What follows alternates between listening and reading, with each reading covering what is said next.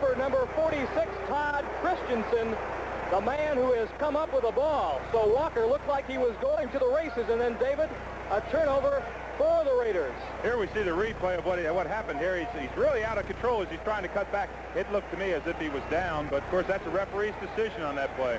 We can see it again from another angle. You can see if that ball touches the ground, he's down. Let's look right here. He was down, Mike. Kind of call, though, that have been going against Oakland this year, and now they get a break. Great field position in Miami territory at the 27, first and 10. Kenny King and Derek Jensen, the setbacks for Oakland. Wilson to throw on first and 10 to Derek Ramsey. He's got a first down at the 10. Offensively for Oakland, Derek Ramsey, the tight end. Mark Wilson will be starting at quarterback. Kenny King, number 33, he's the speedball in the Oakland offense. Cliff Branch is going to be helped today a great deal by Bob Chandler. Ramsey, you just saw him catch the pass from Wilson. Art Shell will start at left tackle. Marsh in place of Upshaw, and Steve Sylvester will start in place of Dave Dalby. First and 10 for the Raiders on the 15. Give us a Kenny King. Stop by number 55, Ernie Roan. Well, the Oakland Raiders certainly got a break early, Mike, but this is where the Miami Dolphins have been very effective this year. But Oakland has got to score early because this Dolphin team has got one of their best defenses in the league over the past 7 or 8 years. Second down and 8 at the 13 of Miami. Slot formation to the left. Chandler in the slot. Wilson will throw. Intended for Derek Jensen and badly overthrown. Doug Betters provided some excellent pressure. Number 75, he's one of the 3 defensive linemen that start for the Miami Dolphins. Bob Baumhauer in the middle, and the veteran Vern Denherter, number 83. The linebacking crew, one of the best in the business. Bob Brzezinski, acquired from the Rams, and Ernie Roan, number 55, having a sensational year. They're joined by A.J. Douay and Larry Gordon. And the Blackwood brothers handle the safety positions. Glenn at strong safety, Lyle at free safety. Third down and 8 at the Miami 13. Quick wide receivers to the right, and Wilson will throw again. Christensen in the end zone, touchdown, a sensational catch by number 46, Todd Christensen, the third-year man from Brigham Young University. Well, they certainly do like him. Al Davis has been very high on him. They kind of feel he's an in-between player, though, but boy, he showed he can play tight end there. Well, if the Dolphins have had a problem this season, it has been in their defensive secondary. They brought in veteran Lyle Blackwood from the Giants and erstwhile of Baltimore. He replaced Don Bezalou. But that time he was beaten, or free safety was beaten, Glenn Blackwood rather, was beaten by Todd Christensen. So the Raiders have an early 6-0 lead. Chris Barr set to attempt a point.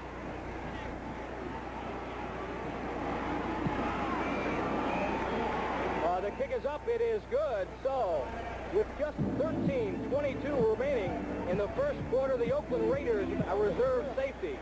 He gets it across the 30-yard line to the 34, where Ted Watts, number 41, the number 1 draft choice this season for Oakland, brings him down. Woodley, a great second-year quarterback out of LSU, joined by Tony Nathan and Andra Franklin, who has developed into one of the top fullbacks in the league. Duriel Harris and Nat Moore, tremendous pair of wide receivers. Ronnie Lee, just one of 3 tight ends that Don Shula will use. Denard and Bob Kuchenberg making his 174th start, which breaks Bob Greasy's record. First and 10 for the Dolphins at their own 34-yard line. They give it to Franklin, and Franklin cuts it back for 2 or 3 yards before Matt Millen, number 55, and the Mad Stork. Ted Hendricks making a hometown appearance here. Played his college ball at the University of Miami. It certainly did seem odd this first series to watch the Oakland Raiders without the great Gene Upshaw on there. What a force for so many years. Defensively, some new faces. You saw Johnny Robinson, the new nose tackle. Of course, Hendricks, McClanahan, Millen, and Rod Martin, the star of the Super Bowl a year ago. And they join a fine defensive secondary. Lester Hayes, however, only 2 interceptions on the year. Second down and 7. And Woodley will throw. He's got Harris into Raider territory. Monty Jackson on the coverage. But an excellent pattern run by Darrell Harris. Boy, hasn't he been effective over the years. He's really been quite a force out there. Woodley is probably the most laid-back quarterback I've ever seen in all my years of playing and now announcing. He is just so calm in there. They say that it's just that their offensive line is given a lot of time, but he's very, very relaxed in there. This is what Mark Wilson has got to develop, and he certainly will. Miami's first penetration into Oakland territory. They have it at the Raider 43. Woodley swings it out to Harris again. Again, Monty Jackson, the man assigned in the coverage.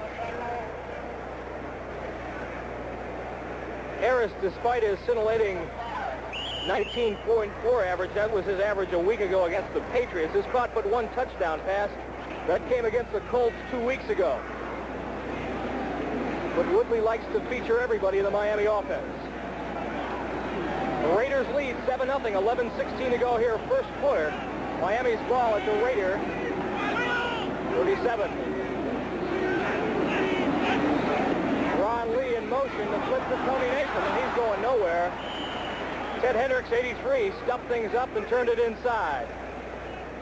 What a play Hendricks made on that play. He came straight across and really forced the play inside, and this grass is well used, and it's down to just a real fine nub. And of course, look at those statistics on Ted Hendricks. He's in, what, his 13th year and 5-time All-Pro, and probably had one of his best seasons last year. Quite a remarkable career. And Dave, today his 185th consecutive start.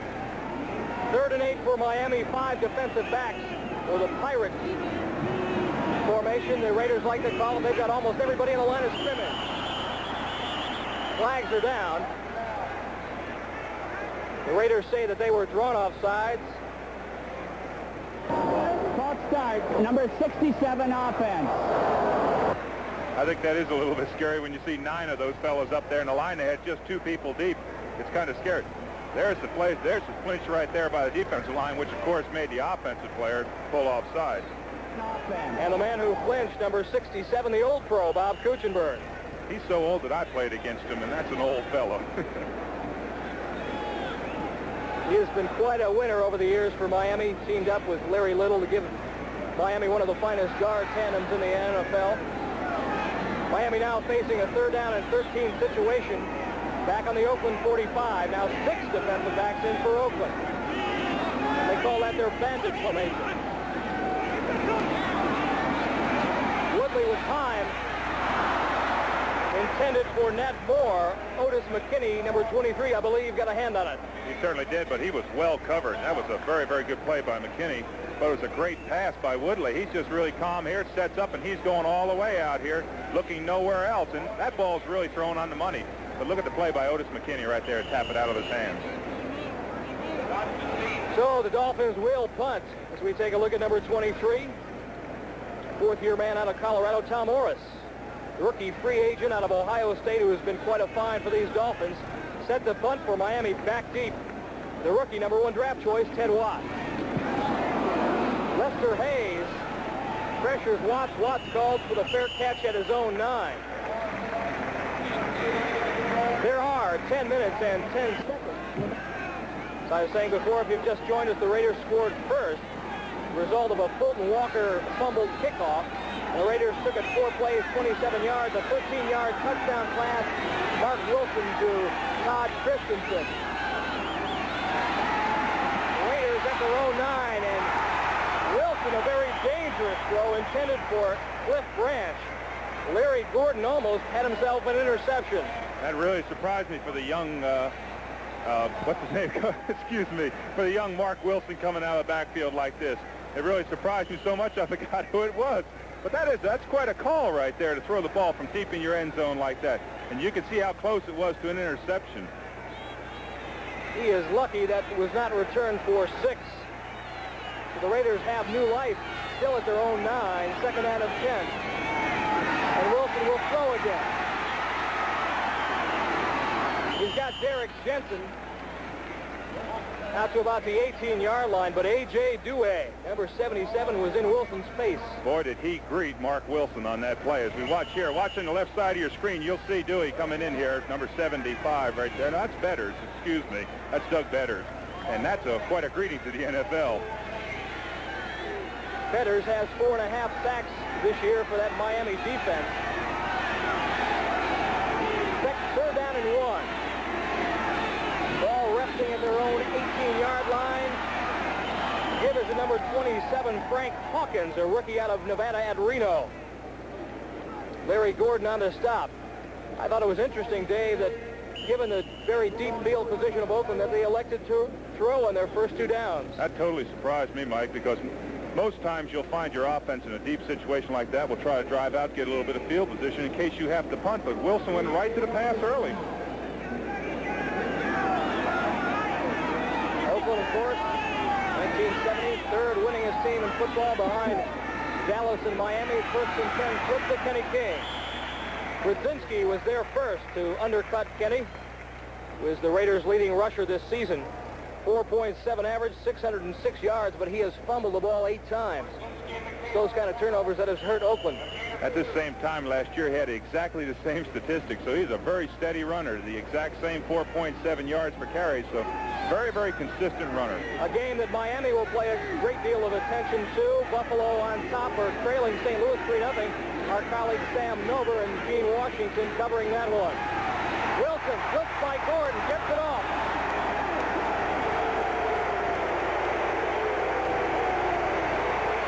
Doug Betters was coming from the left side, and Larry Gordon a full-out blitz from the right. This is what they're trying to do to the Oakland Raiders, is to get them excited about the pass protection. You can see Wilson, he sees Gordon come from the outside here, and he's just trying to get the ball off. The best way to really disrupt your play and to get to a young quarterback is to bother him early with those blitzes, and that's what Miami is doing today. Miami now has 6 defensive backs in the game. Fulton Walker, number 41, and Don Bessler, number 46, have checked into the Miami secondary. Third down and 8 for Oakland.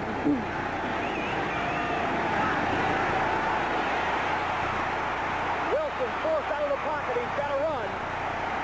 And he's got the first down across the 30 to 31-yard line and pushed out of bounds there. So the gangly one from Brigham Young University, 6'6" and 205 pounds, shows a little bit of running acumen as he picks up an Oakland first down. Those are perfect sizes, Mike, for a quarterback. The height that he has allows him to see over the defensive line. And of course, he's got a great arm. In pregame warm-up, I saw him throw a ball 60 yards standing flat-foot in the end zone. So he's got a fantastic arm. And he, of course, is the hope of the Raiders for the future years. First and 10 for Oakland. At their own 34, they lead 7-0. A mix-up in the center exchange, but Mark Wilson recovers his own fumble. Steve Sylvester, number 66, is playing with a dislocated thumb, so that could have caused a mix-up there as Mark Wilson missed the handoff. Look at those statistics there. Giveaways and takeaways, what a difference. The Dolphins never hurt themselves. You can see they have a +2 difference, and that's how many times you take the ball away from the offense is how many times you give it to the defense. And the Raiders are on the bad end of the line there. Second and 10 at the 34. Give us to Jensen, the single setback. A lot of running room around the right side. He's got the first down into Miami territory at the 47-yard line. A great block by Kenny King, number 33. Gerald Small, the right side corner, finally brings Derek Jensen down. Gain of 19 yards. Kenny King leaves the game and is being replaced by number 22, Arthur Whittington out of SMU, who has been sort of a forgotten man this year in Oakland's offense. 6:48 remaining. Oakland leading 7-0. Wilson again runs first and 10. Out to Jensen. Gain of 4, flag on the play. That flag's in a bad position. That's is holding there. 99 times out of 100, that's holding, and that's what it's going to be this time.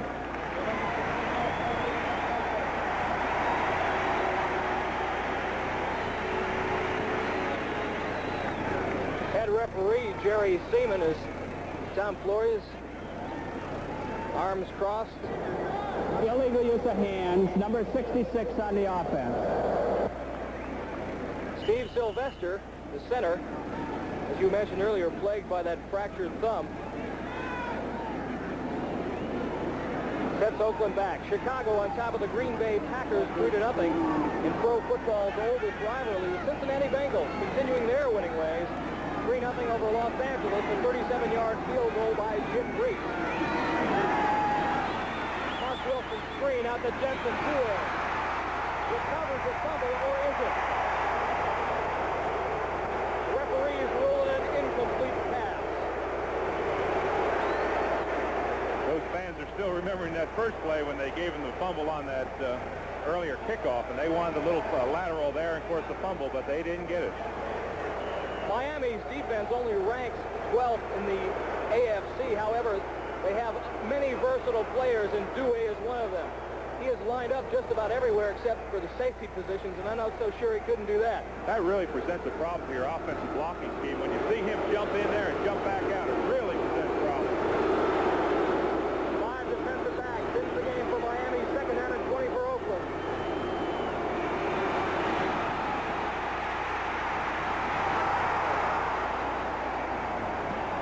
A middle screen intended for Whittington was almost picked off by Bob Baumhauer. He had probably one of the biggest breaks in his career right there. He's played fantastic this year. He's already had 7 or 8 sacks. He's got 60 tackles, and he had a lineman stream right there as he missed an interception with nobody in front of him for 30 yards. Raymond Chester has come in for Oakland and replaces Derek Ramsey. It's now 3rd down and 20 for the Raiders. 6:19 remaining here in the first quarter. The Raiders lead 7-0.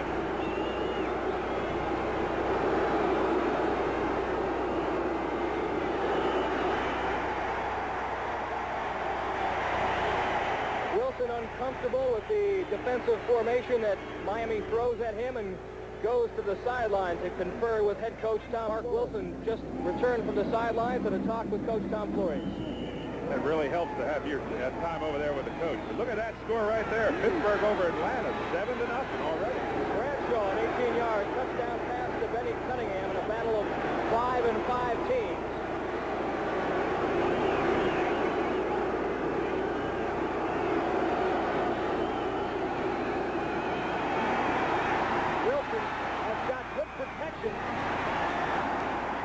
But a mix-up in the pass pattern between Bob Chandler, number 85, and number 80, Malcolm Barnwell.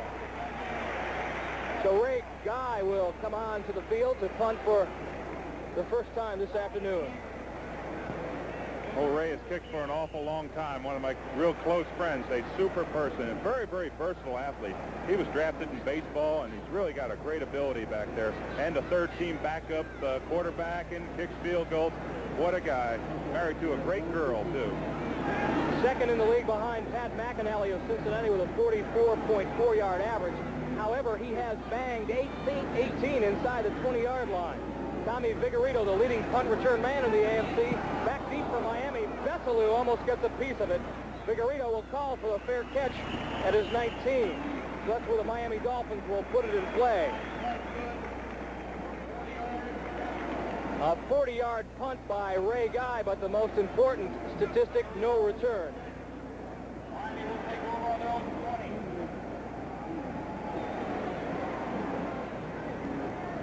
Crowd of an expected over 60,000 on hand here in the Orange Bowl.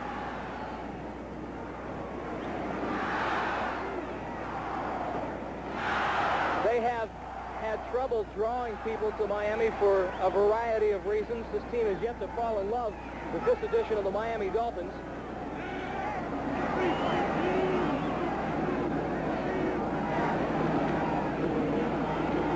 Woodley's 1st and 10 give to Tony Nathan.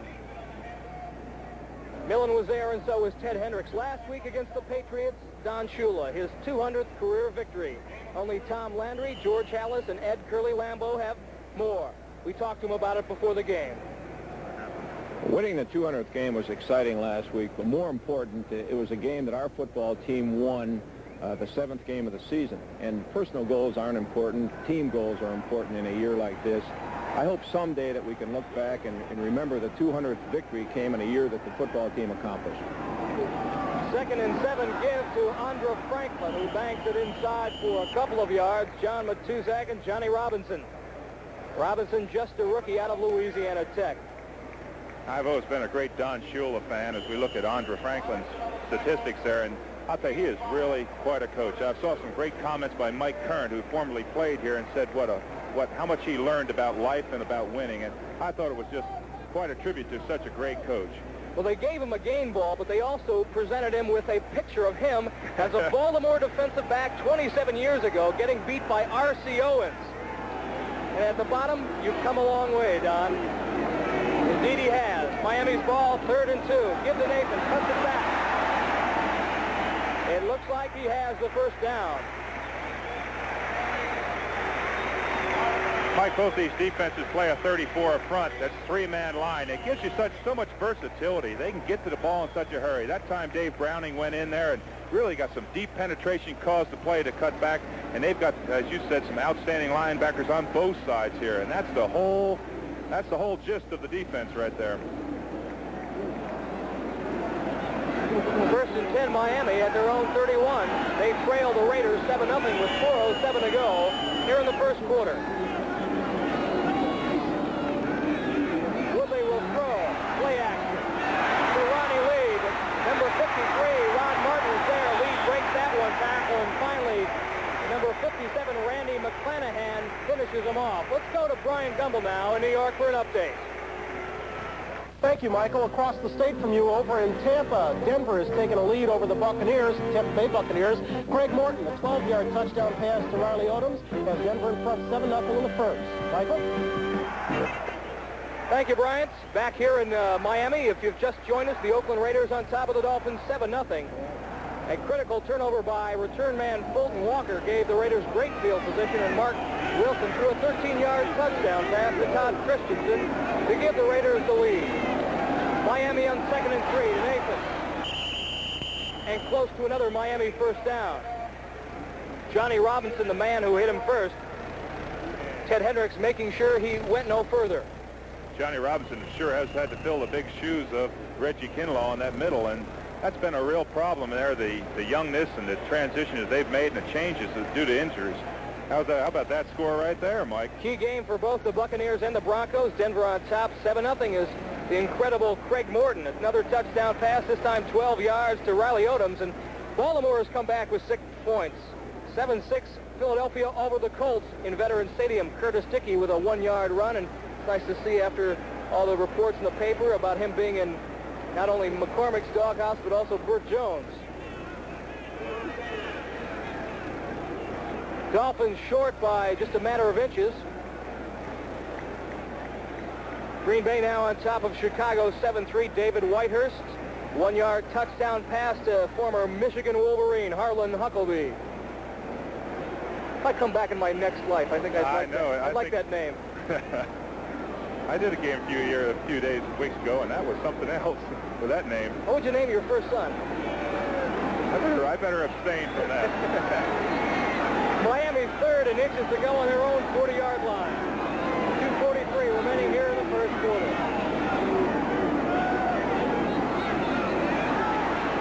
Franklin, I don't know. Matt Millen hit him first, all 260 pounds of him.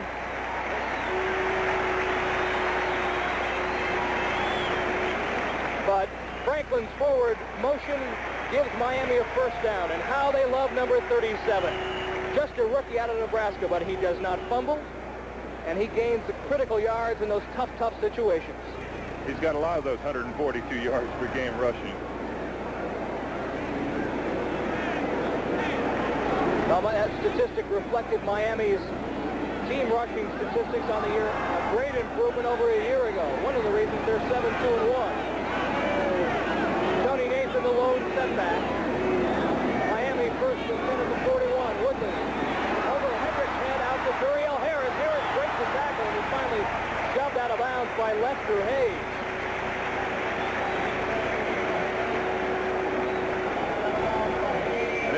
thing, as you said, it was over Hendrick's head that time. But, you know, in his 13th year, you never see him get knocked off his feet. He's got great leverage. He says that's how he plays the game. He plays with leverage, not strength, even though he is a well-conditioned athlete.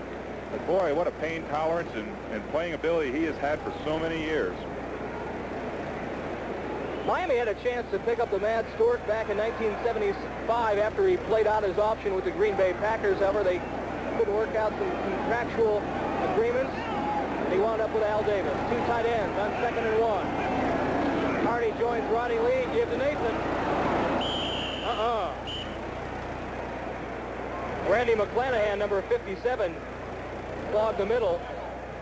Number 55, Matt Millen here from Penn State. Look at him stuff this line right here. Driving. There's Kuchenberg. He's against quite a player there. And it's a real force in there. He's really played well. I think he was one of the real stabilizing forces last year after the loss of Monty Johnson that took them all the way to the Super Bowl. Quite a player. Millen was a down lineman at Penn State. Him and Bruce Clark, who subsequently went to Canada. I was a down lineman at Penn State, too, by the way. You never got up to play linebacker. I didn't mention it after yesterday either. It is now 3rd and 1. Cephalo into the game and in motion left. Woodley to throw. Got Franklin. Ball thrown slightly behind him, and Franklin had to adjust his footing and is short of the first down. That's what you call about a 30-yard pass for no gain. That was a straight-out pattern, and he did throw it behind him and wasn't able to make it. Quite a decision already for Don Shula. And he's going to go for it. They have brought number 80, Joe Rose, a tight end, into the game. He replaces Jimmy Cephalo. Rose has been Miami's most productive tight end. He is now 1 of 3 in the game for the Dolphins. 4th and less than a yard.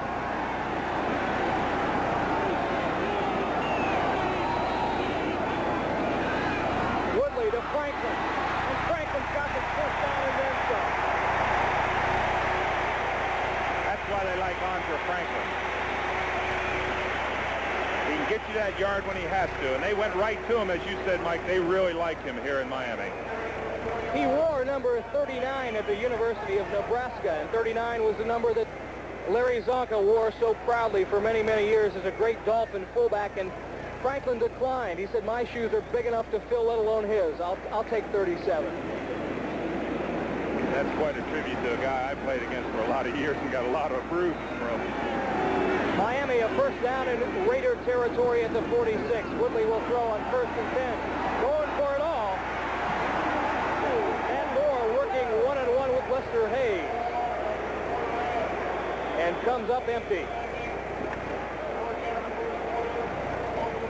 The first quarter has ended here in the Orange Bowl in Miami. Woodley walking to the side for the Baltimore. Kind of season it's been for the Baltimore Colts, a missed extra point. Miami trailing the Oakland Raiders here in the Orange Bowl 7-0.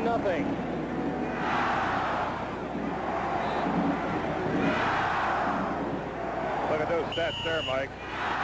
It's been a real close game. Of course, 69 total yards to 60. The big thing for the Dolphins has been the passing game, 42 yards. And of course, the missing statistic, the turnover, the fumble by Fulton Walker, which allowed the Raiders great field position and a chance to score. Miami at the 46 of Oakland, 2nd down and 10.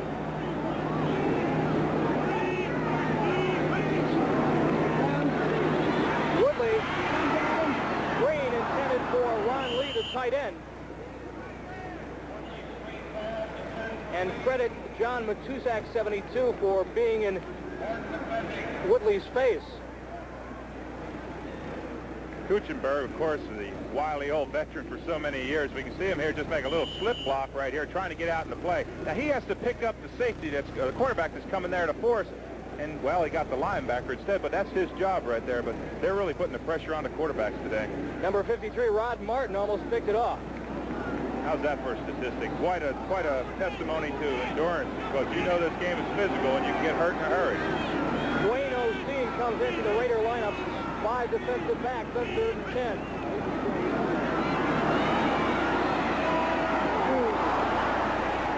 Matt Moore working one-on-one with Otis McKinney, but number 23, McKinney, the fourth-year man out of Colorado, breaks it up. He has had quite a year for Oakland's defense, which has been playing quite well. With the exception of the Kansas City game, they have not given an opponent more than 17 points. So Miami will punt. Tom Orris to do the punting, number 3, a free agent out of Ohio State, a 40.8 average. Is long 55 yards. He has nailed 14 inside the 20-yard line. And a look at number 41, Ted Watt, number 1 choice out of Texas Tech. Morris angling it for the left sideline, bounces out of bounds at the 11-yard line. And so again, Oakland will have to put the ball in play deep in their own territory. However, they have us in the National Football League today. Pittsburgh on top of the Atlanta Falcons, 14-0. A Terry Bradshaw touchdown pass of 6 yards to John Stallworth, his second of the day. Bob Costas and Bob Trumpy, I'm sure, enjoying that one.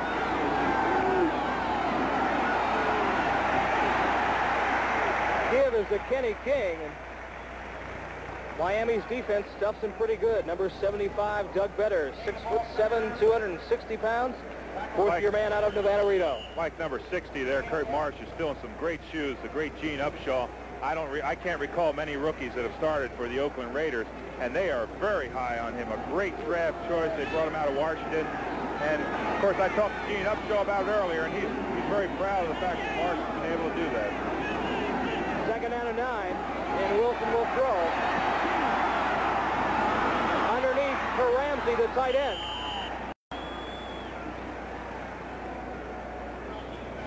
Coverage provided by number 47, Glenn Blackwood.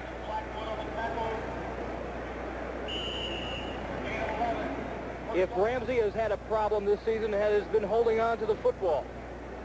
He's an excellent prospect and has ousted Raymond Chester out of the starting position. First and 10 Raiders at their own 24.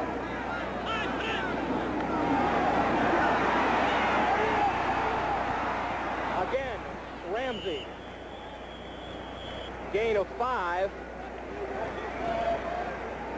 Kurt Marsh continues to amaze me, number 60 here, because, as I said, he's filling some great shoes, but he's playing good football. This is not just a transition.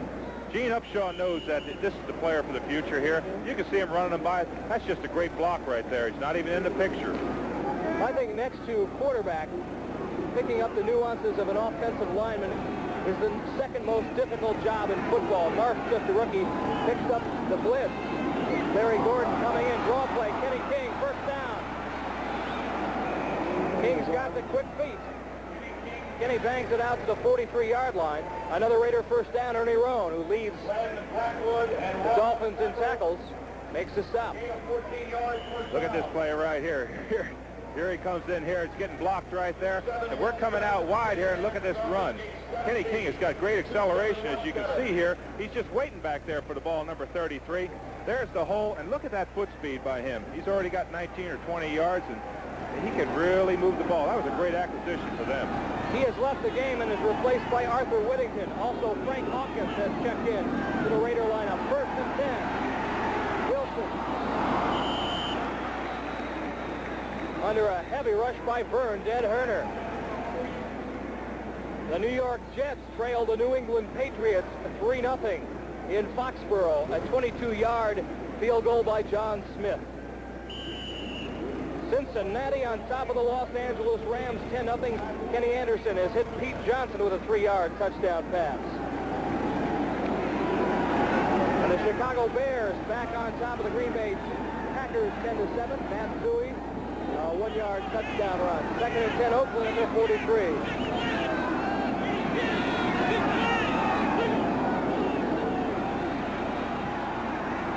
Wilson out to Hawkins. Gets it across midfield to the 49-yard line.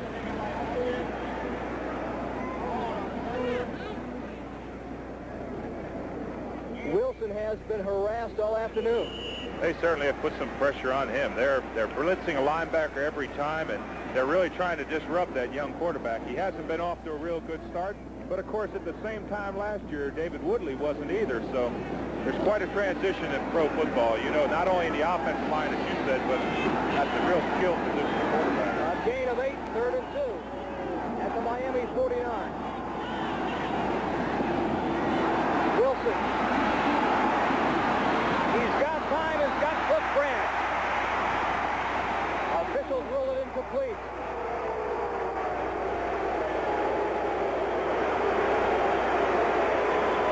Branch had the ball momentarily, then had it knocked out of his hands, and number 52, Steve Shull, was there to cover it up.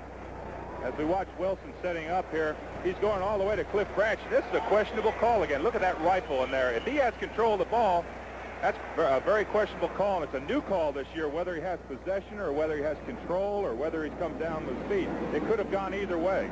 It is another judgment call that the referees don't need. Ray Guy back at his own 35-yard line to punt. Tommy Vigorino, number 32. Busted 187 yards this year against Pittsburgh for a touchdown. Guys punt, high spiral. Fair catch signaled by Bethelu at his own 10. Tremendous kick by Ray Guy. After 9 years, he still can kick it just about as running back on Oklahoma. Had to leave the game earlier in the second quarter.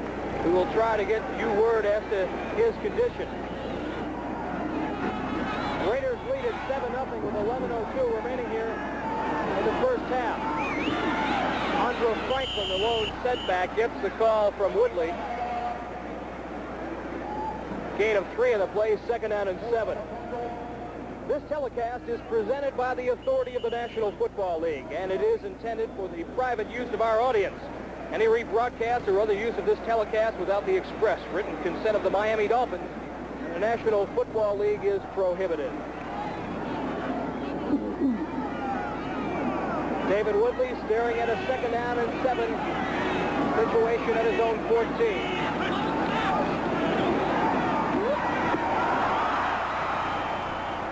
Woodley hit Cephalo right at the numbers and a little slant across the middle, but Cephalo could not hang on. Ball was partially tipped. Lester Hayes on the coverage.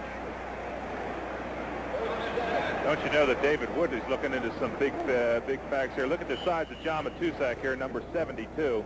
Just doing a simple headbutt, but that's quite a force in your face at about 6'9". That's quite a force coming at you. Eric Alaxo, number 68, the man who has drawn the unenviable assignment of containing the twos. Hard to believe he's been in the league already 9 years.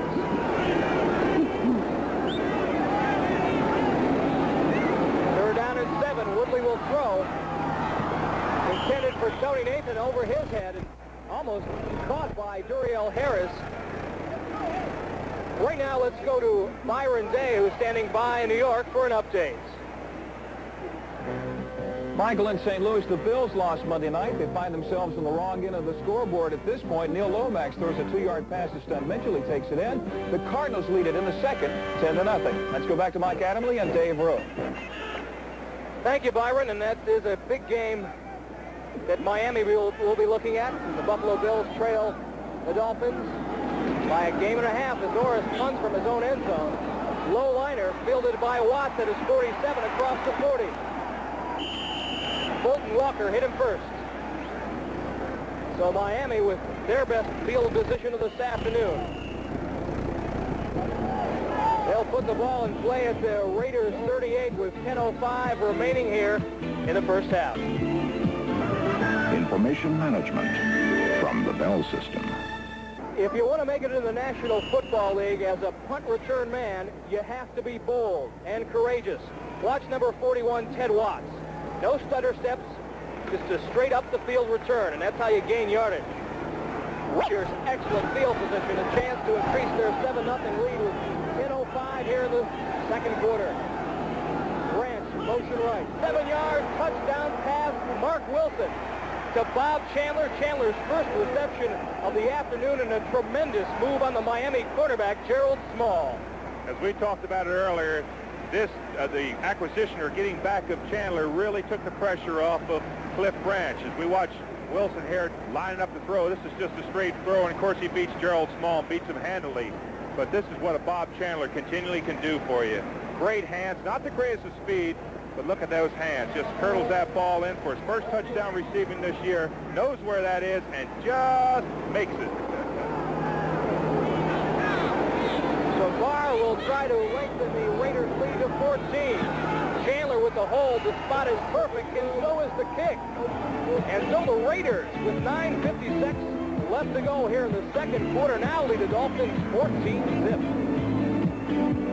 Proves is that you don't have to have a lot of speed to be a great wide receiver in the NFL. And Bob Chandler out of his mold, 37 yards and the Raiders score. Colton Walker gets the kickoff. Breaks 2 or 3 tackles out at the 24-yard line. Greg Graceland, a linebacker acquired from the Denver Broncos, makes the stop, a return of 24 yards. That play, just one play in 9 seconds. 9 seconds. Took him 9 seconds to run 37 yards, but it was an important 37 yards. Chandler has been a tremendous wide receiver over the years for both the Buffalo Bills and now the Oakland Raiders. And of course, he is still recovering, in essence, from that removed spleen operation that he had. He has got a surgical scar that extends from his sternum to his belly button. A splenectomy. See, I went to Penn State, so I know that. Eddie Hill now in the game for Miami, number 31, at fullback in place of Andre Franklin to give the Dolphins a little more speed. Nathan, tremendous catch across the 50-yard line.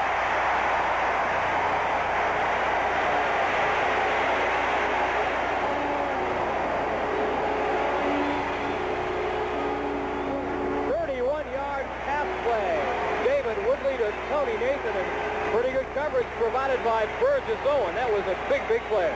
But you'll never see a better pass catch than that one. He tipped the ball up in the air and came back down with it, kept control of it. And as you said, it brings them in Oakland territory, and they've got to score. I watched Don Shula on the sideline, and he was really emphatic about his offense, getting them going. And that's what a great coach does. Nathan has counted for over 700 yards of Miami's total offense this season. 8:55 remaining here in the first half. Raiders lead 14-0. Dolphins threatening. Woodley. Rolling work in trouble. Number 90, Willie Jones. Third-year man out of Florida State. Wraps Woodley up and brings him down. Woodley was trying a throwback play on this play right here. He's trying to roll action, trying to draw the coverage over to this side. Then he was going to look back to his left and throw across the field, but Oakland had guessed right on the coverage. We see him look back right there. There's nowhere to go, and he had to just take the ball down to the ground. Woodley, or rather Willie Jones, known more for his pass rushing prowess, has replaced John Matuzak, as these are obvious passing situations for Miami if they want to get back in the game. 2nd and 10 at the 46. Cross clock to Franklin for 2 or 3 yards. Ted Hendricks there.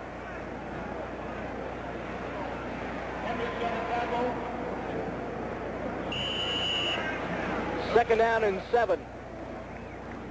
Oakland has done something this year that a lot of clubs don't have the ability to do. Al Davis, their managing general partner, he's always able to reclaim people. Randy McClanahan's a good case of that. He reclaimed him from Buffalo, and he's really played well for him. Of course, Hendricks and Matuzak, and even myself over the years, he's been able to do this more and more. Wayne Osteen now in the game as the Raiders unveil their nickel back formation. Woodley right in the hands of Lester Hayes. A flag is on the play. I believe it will be offensive interference, because Hayes was right on the coverage. Ted Hendricks in Woodley's face.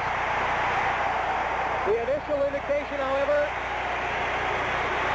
defensive holding.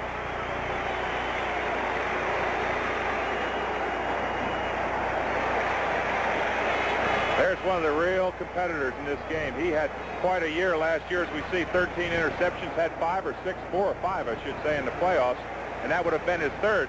But that was a timing pass, and Lester just played that really perfect. He stepped right in front, but as we watch him here coming off the ball. Number 35 defense. First down. There's where he gets him right there. You can't do that. You can't put that hand against that offensive player. So obviously it was a pass interference, but quite a player, the 1980 Defensive Player of the Year. call was not against Lester Hayes, however. It was against Wayne O'Steen, number 35. Unless head referee Jerry Seaman was mistaken. So Miami, with a great break, now has the ball at the Raider 29. Flip to Nathan. Looking for running room around the right side. He is fortunate that he was able to pick up 4 yards. Otis McKinney on the tackle.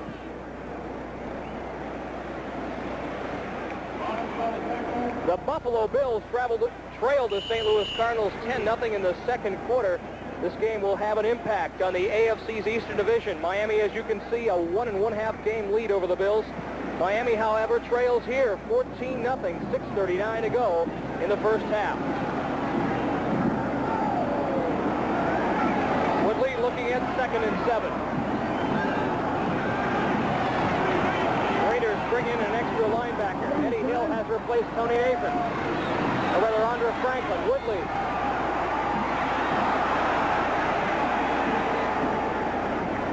Up top for Eddie Hill. Otis McKinney on the coverage. We pause briefly for station identification. This is the NBC television network. KRON-TV, Channel 4, San Francisco. Miami now, 3rd down and 7, and Oakland brings their big people back into the game. Miami has got to get a score here, and Shula realizes that they have got to get a score before halftime. They don't want to go in towards 14 down. Tom Figueredo now in the lineup for Miami.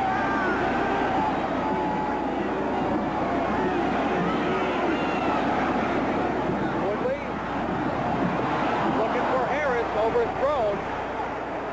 Great coverage by Monty Jackson, number 42, and he's talking to the referee, saying perhaps that Harris pushed him.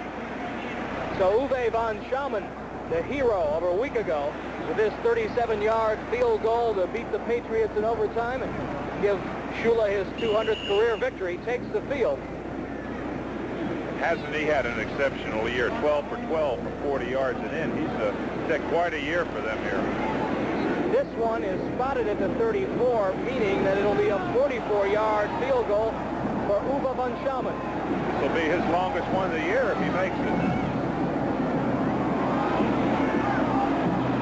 Woodley with the hold. Von Schamann's kick is up. It is wide to the left. So Miami fails to capitalize one more time. 6:07 remains here in the first half. The Raiders enjoying a 14-0 lead. 7 remain here in the first half. Here in the Orange Bowl, Raiders enjoying a 14-0 lead over the Miami Dolphins. Recap the scoring for you. A 13-yard touchdown pass, Mark Wilson to Todd Christensen after a Fulton Walker fumble on the kickoff. And then a 37-yard touchdown pass, Mark Wilson to Bob Chandler. Chandler's first TD reception of the year. Wilson will throw on 1st and 10. Out to Derek Ramsey. Ramsey breaks Brodzinski's tackle and has a first down. Mark Wilson has totally fooled me twice. I thought that time that he might keep the ball on the ground, but went right back to the air. They have an awful lot of confidence in their passing game, and he's off to a great start. Gain of 14 yards on that pass play. NBC is contractually obligated to televise the Oakland Raiders game back to the Bay Area. By contract, only one NBC NFL telecast can be aired in San Francisco. Because of the unusual circumstances this weekend, NBC Sports asked the NFL if a delayed broadcast could be aired of the Cleveland-San Francisco game. The NFL agreed to the procedure on a one-time only basis, and the game will be on a tape delay at 11:30 in San Francisco, Sacramento, and Salinas, California. Kenny King, the ball carrier here, and watch the play of number 77. Quite a penetration there by A.J. Dewey. That's what you have to do in order to stop a Kenny King. You've got to get that penetration. That's what Oakland's done so well. Boy, as you said many times, he has been quite a player for the Miami Dolphins. NFL Rookie of the Year in 1977, now a Dolphin mainstay. 2nd down and 13 for the Raiders. Flags all over the place. As Baumhauer was lured off sides, or did he just jump? I believe he just jumped on that one. He was trying to get a good takeoff quick, and I think he jumped a little early.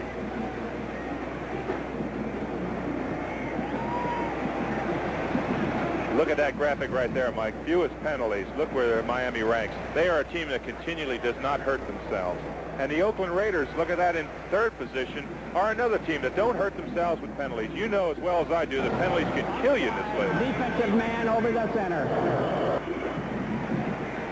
Here's a jump right here. He's trying to do a pass-over move right there where you just actually just knock him aside and do a swim over, and there's the snap. Sylvester alertly snapped it to get the 5-yard penalty. One thing Shula insists upon is mental dexterity, alertness. Wilson to Cliff Branch, first down at midfield. Sandwiched by Bo Camper, number 58, and Gerald Small, number 48. What a force Clifford Branch has been over the years. Look at those statistics. You won't find a whole lot of players with statistics like that. The year we went to the Super Bowl in 1977, he was fantastic. Let's go back to Byron Day and see what he has to say. Okay, thank you very much. In Atlanta, Steve Bartkowski has just thrown his 23rd touchdown pass of the year. Tops the NFL to Alfred Jackson. More importantly, that puts the Falcons on the board. It's now 14-7 Pittsburgh in the second. Arthur Whittington, the ball carrier on the Raiders' possession. Glenn Blackwood makes the stop, a gain of 6 by Whittington. It'll be 2nd down and 4 now. We haven't heard much from the Blackwood brothers, although they're really playing good football here for the Miami Dolphins. But Oakland has been doing more of the challenging of the cornerbacks than they have challenged down the middle. Branch and Chandler are wide to the right. Branch in the slot. Tom Flores looking on.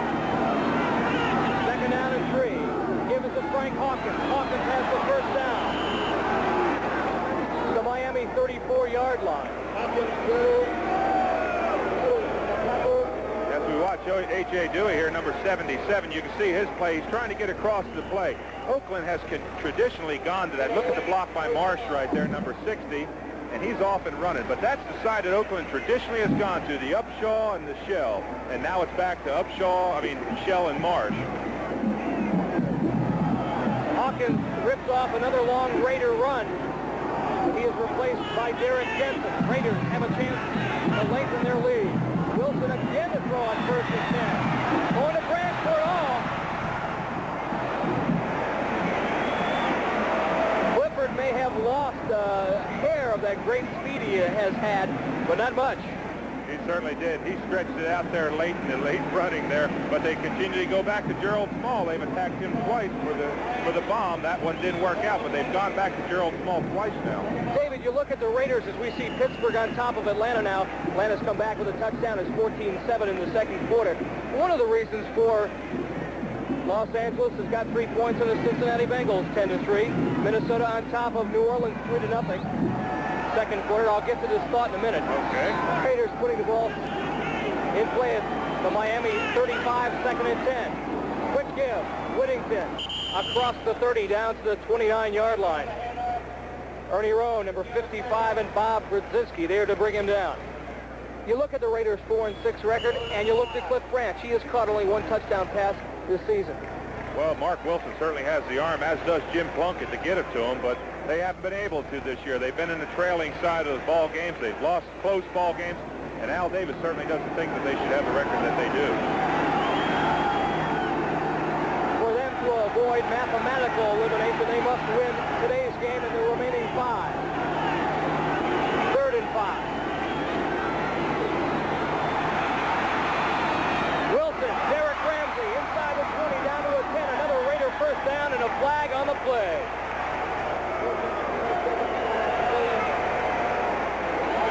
Gain of 20 yards, and that pass play Mark Wilson to Derek Ramsey. This is what the secondary looks at as we look at the ball. This is what Mark Wilson is looking at as he's back to throw the ball. The secondary wide angle here. Ramsey's going to make an out pattern here, come across the field. We see him in the center of our screen right there. It's an excellent throw right to him. You see him catch the ball there, and he knows what to do.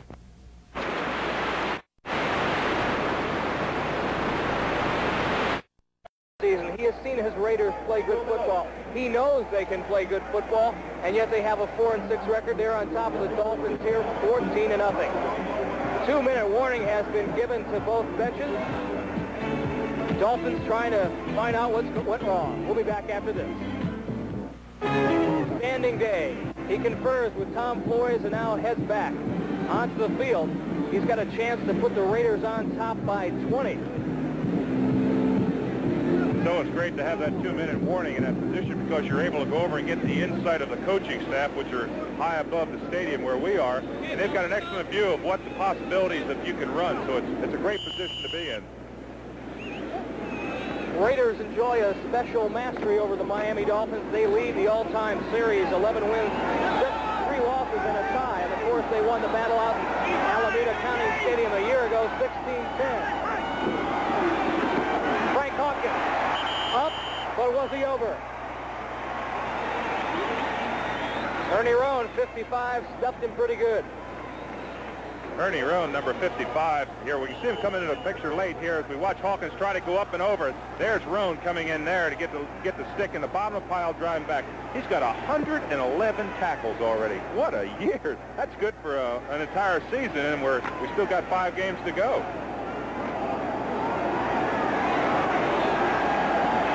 Chester Willis, another rookie running back in the lineup on 3rd down and less than a yard. Christensen in motion.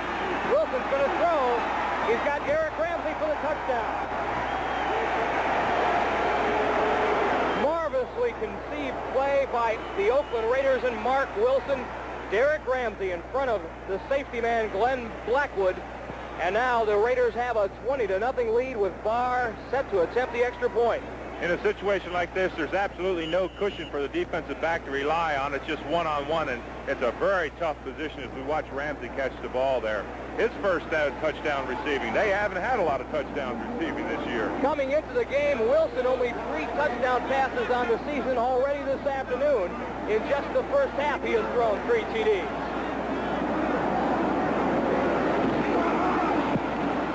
Barr's extra point attempt up and perfect. So with just 1 minute and 15 seconds remaining here in the first half, it has been all Raiders. They lead 21-0. He is dangerous.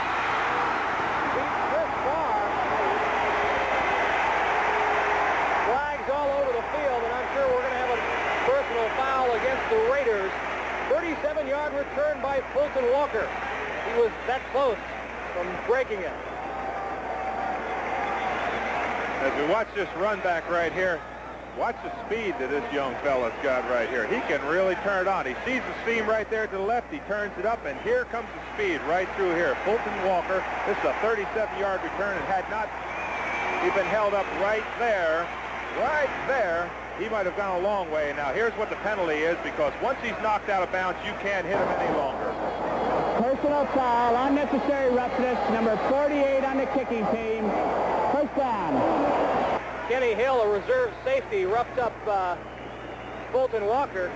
Chris Barr was not pretty, but he really saved his touchdown here. Let's watch again. He certainly did. As Walker made this run, I thought it was Chris Barr who piled on out of bounds here. Watch Chris Barr all the way. Right in here. There he goes, and here goes Chris Barr over here. Miami in Raider territory. Woodley across the middle for Figueredo. And I believe that is only Woodley's second completion of this first half. He was 1 for 8 prior to that throw. And if you recall last week's game, he was equally cold in the first half, but came back for a 12 for 13 performance against the Patriots. Woodley short arms this ball to tight end Joe Rose. He's a very, very notorious slow starter in a game, but once he gets the groove, he can really come on and play. An interesting thing as we watch him turn around is that all the Dolphins, for the Oakland fans, they won't know what 51 is on his helmet. That's in memory of Rusty Chambers, the linebacker that was killed in an accident. And they've dedicated this season, and they wear a number 51 marker on the back of their helmets, in case those people in Oakland were wondering what that was. Tale of 2 quarterbacks. Woodley has looked like Wilson, and Wilson has looked like Woodley.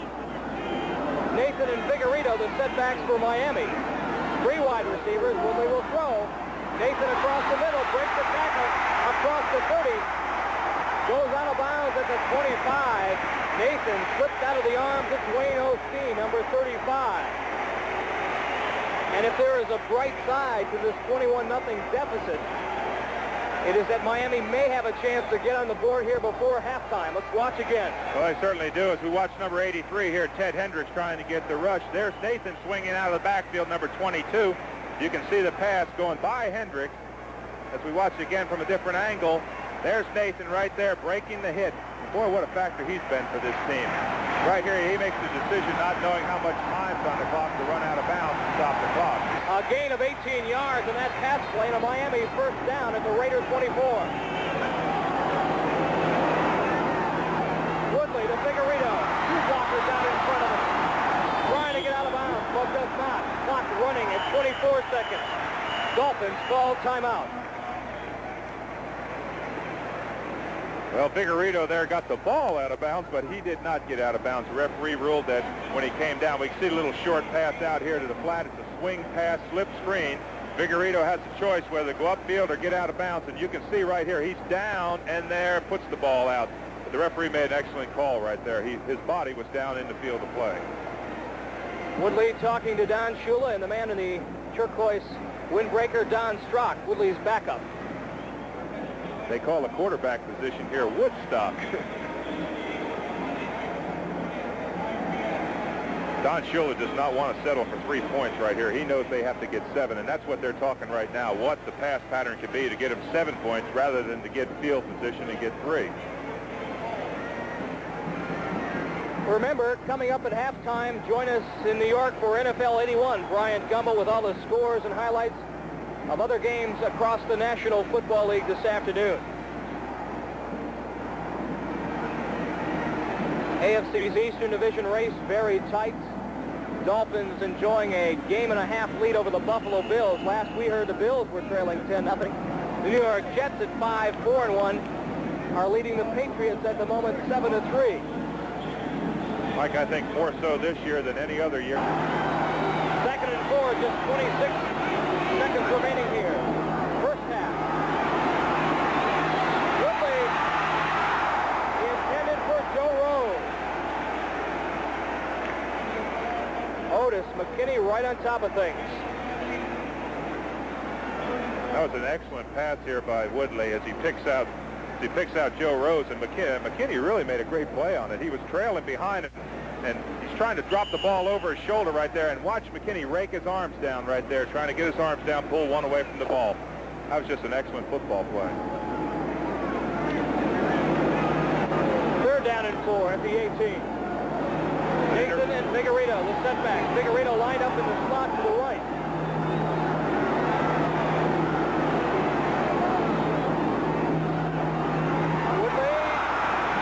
Can't hang on.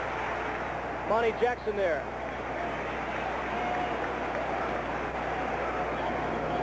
And I think this is a wise decision by Shula to bring on the field goal team. Last week, David, they trailed the Patriots 17-3 before coming back.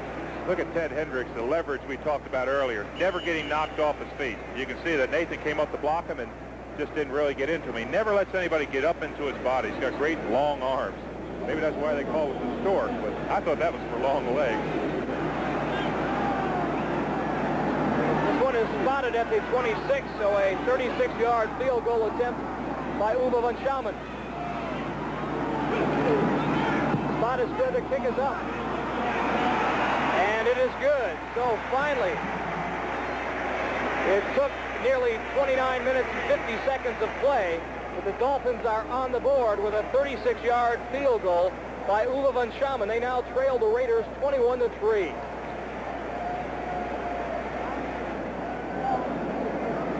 The fact that if they kick it long, they've got the chance for the long return.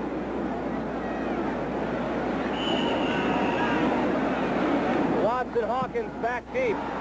Indeed, van Schaumann slipped it with the desired result, the bobble, and no return.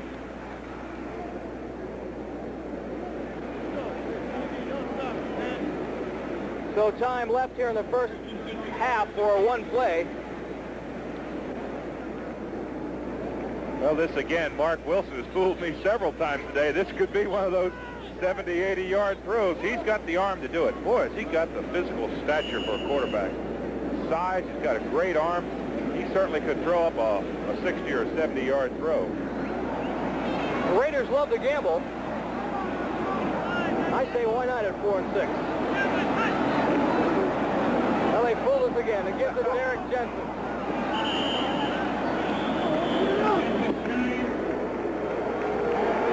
So that is the end of the first half, and the Raiders, can you believe this, on top of the Miami Dolphins, 21-3. Recap the scoring. Mark Wilson, who has been a sensational quarterback this first half, 3 touchdown passes.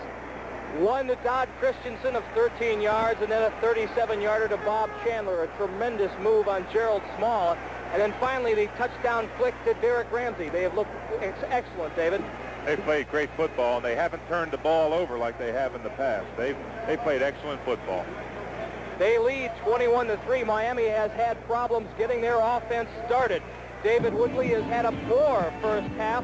He has completed only 2 passes. We'll be back with more halftime activities right after this. See the Dolphins. They have their work cut out for them. They trail the Raiders 21-3. Mark Wilson has been sensational with 3 touchdown passes on the afternoon. Back deep for Oakland, number 27, Frank Hawkins, and number 38, Chester Willis. 22, Arthur Whittington. Willis at his 12. Across the 30 to the 31-yard line. Kenny Poole, number 78, makes the stop for Miami. A return of 19 yards for the rookie out of Auburn. Another rookie running back out of Auburn, Joe Cribbs. Mr. Brooks out in San Diego. Steve Sylvester playing in place of Dave Dalby with that fracture in the right thumb. Kenny King back in the Oakland lineup. He is paired with Derek Jensen, the fullback.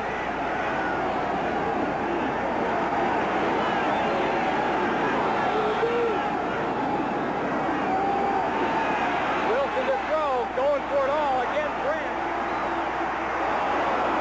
Branch had a step on Gerald Small and found a seam in between him and number 42, Lyle Blackwood. It looked like he pulled up just a step there. It certainly did, but the interesting thing is that the Oakland Raiders have come right back out and challenged again. This is a team, as you said, that's not afraid to challenge, and Mark Wilson's got the arm. And that ball, if you looked at it, was almost 70 yards in the air, so that's quite a long throw. One of the reasons Kenny Stabler was transported to Houston was Al Davis' disappointment in the vertical passing game as opposed to the horizontal one.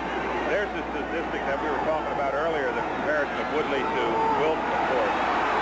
Draw to Kenny King. A lot of Dolphins hanging around. Larry Gordon reached him first. So did Bob Baumhauer, number 73.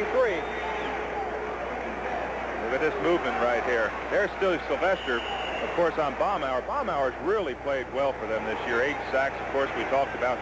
But the thing that really helps him is that he's able to get down the line so fast. Again, something that's really important is a mobile nose man. Dolphin defense, however, having problems containing Oakland this afternoon, as evidenced by that 5-for-7 statistic on third down conversion. Wilson in trouble across the middle of the branch. Broken up by John McNeil, and heavy pressure applied by Tim Bocamper, number 58. Mike, you know that the Miami Dolphins have had a history of coming out in the third quarter and really playing well. They've outscored their opponents 80-17, I think it is, in the third quarter. And this is a fired-up Miami Dolphin team. They know the likes of Don Shula when he's upset. This is what made them such a force in the third quarter. Figueredo is the setback as Ray Guy gets set to punt. Figueredo, the leading return man in the AFC. Guy does not get off a patented punt. Takes a Miami bounce into the hands of Figueredo. And he is lucky he gained 4 yards there. Todd Christensen, number 46, reached him first. Oakland will put the... Just an accidental meeting, huh? That thing to the bounce as we watch the holding call against the Miami Dolphins. Now it's whether it was holding after the kick or before the kick. And they're going to give the ball to Miami, so that obviously they held after the kick was in the air. As we watch the referee mark off the 10-yard penalty, and he will call it, of course, for us.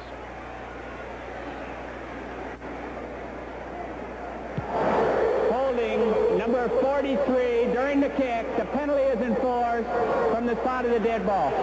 First down.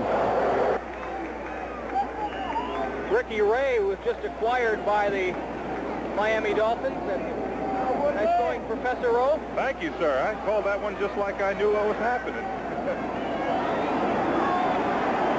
Miami at their own 19. 13:44 remaining here in the third quarter. Dolphins trail 21-3.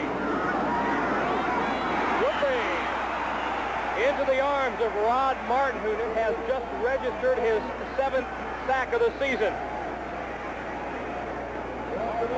This shows the versatility of the Oakland Raiders. Rod Martin, number 53, will be coming from the right side. He doesn't again get knocked off his feet. Woodley's got no one to throw to, and there, as you said, is his 7th sack. That's really important that a linebacker would have that many sacks this early in the season. One thing that the Raiders have done well this year is in the sack department. They came into the game with 37, which trailed only the New York Jets in that department in all of the National Football League. Miami now, second down and 19 at their own 10.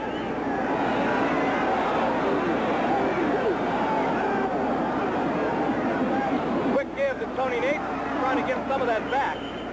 Nothing doing. Brent McClanahan, or rather Randy McClanahan, all over Mr. Nathan. One thing that Miami has got to realize here is that they're not out of the ball game. Oakland scored 21 in the first quarter, and as we watch the offensive backs come up there, Miami can score 21 in the second half, I should say. But they've got to realize they've got to go to the things that they've done so well for so many games. Especially with Oakland's propensity for the turnover this year. They have played air-free football here this afternoon.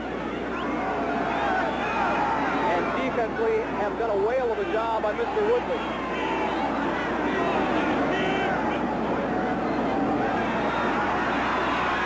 Woodley looking for Buffalo. Overthrown. Howard Long, number 75, puts some excellent pressure on Woodley, and they think highly of the big man from Villanova. So Tom Harris is on the field now for Miami to punt. Miami's first possession here in the second half did not amount to anything. Back deep is Ted Watt standing at midfield, and he has a chance to put the Oakland Raiders into great field position again. A low punt. It takes a Miami bounce, but Watts fields it, and it has running room with one blocker ahead of him. Fumble, but recovered by Monty Jackson, number 42. A 40-yard punt on a line, a 7-yard return by Ted Watts. So Oakland will put the ball in play at the Miami 44-yard line. 27 remaining. Raiders lead 21-3. Our Miami Dolphin ticket. However, the Dolphins are playing like a bad C movie here this afternoon, Dave Rowe. Well, that's been the only bright spot for the Miami Dolphins. I didn't hear you say that. The Raiders have the ball at the Miami 44. Give to Kenny King, one of the few times that the Raiders have elected to run on first down this afternoon. And it worked out well for them, Mike. They're able to control the line of scrimmage. They're keeping Miami completely off guard. As we've said, we've been fooled several times trying to figure out what they're going to do. And of course, the only person who knows what they're going to do is that number 6 out there. Second down and 6, a gain of 4 by King. Ball now just shy of the Miami 40-yard line. With that branch, motion right. Give to Kenny King. Looking for some help from Art Shell. But number 83, Vern Den Herder, the 11-year pro out of Central College in Iowa, was able to get rid of Mr. Shell and make the stop on Kenny King. No gain, third down and 6.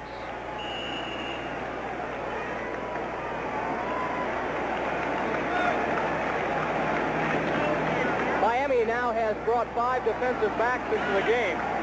Don Veselo, number 46, and Fulton Walker have checked into the Dolphins secondary. Arthur Whittington now in the backfield replacing Kenny King. Wilson in trouble.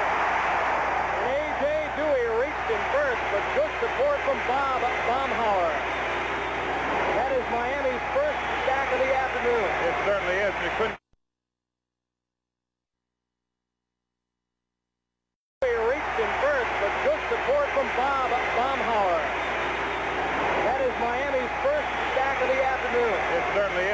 come at a better time for the Miami Dolphins because they've got to stop the powerful Oakland Raiders. They got great penetration that time, and for a person the size of Bob Baumauer, you know, being 260 pounds, to get that mobility, that's really a plus for their nose man. Bob Chandler had a lot of problems that time getting off the line. We can see him right here. He's going to get jammed right there. That's a jam, a legal thing in the first 5 yards. He gets hit again. Now you can't touch him, and they didn't have to. Critical defensive stand for the Dolphins. Ray Guy forced to punt, angling it for the right sideline. However, it goes into the end zone, touchback. So with 10:32 remaining after a 49-yard punt by Ray Guy, the Miami Dolphins will put the ball in play at their own 20. They trailed 21-3. Played for the Raiders through 60 through 66 and actually earned a Super Bowl ring as a backup to Lenny Dawson when the Chiefs won the Super Bowl number 4 against the Minnesota Vikings in New Orleans.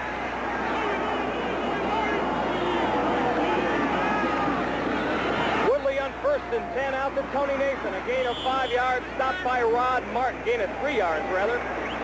2nd down and 7. You would think in this situation, Mike, that the Miami Dolphins would have to go to their wide receivers, but they've got so much respect for Tony Nathan that they continually give him the ball, trying to get him open. He's had a fantastic rushing average of 6.3, and he's already got 32 receptions, and he knows what to do with the ball. And they're also respecting the powerful rush of the Oakland Raiders. They are completely dominating the offensive line of Miami right now.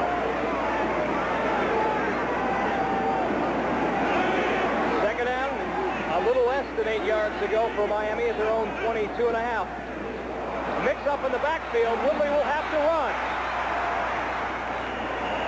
Ted Hendricks shedded the block of Andrew Franklin and was able to force Woodley out of bounds. And so it'll be 3rd down and 6. In fairness again to the Miami Dolphins, this is a defensive lineman's dream. I played on teams where you didn't get that situation very often, but they've got an 18-point lead. They're able just to tee off and fly after. It's a defensive lineman's dream to get this situation where you're always passing the ball.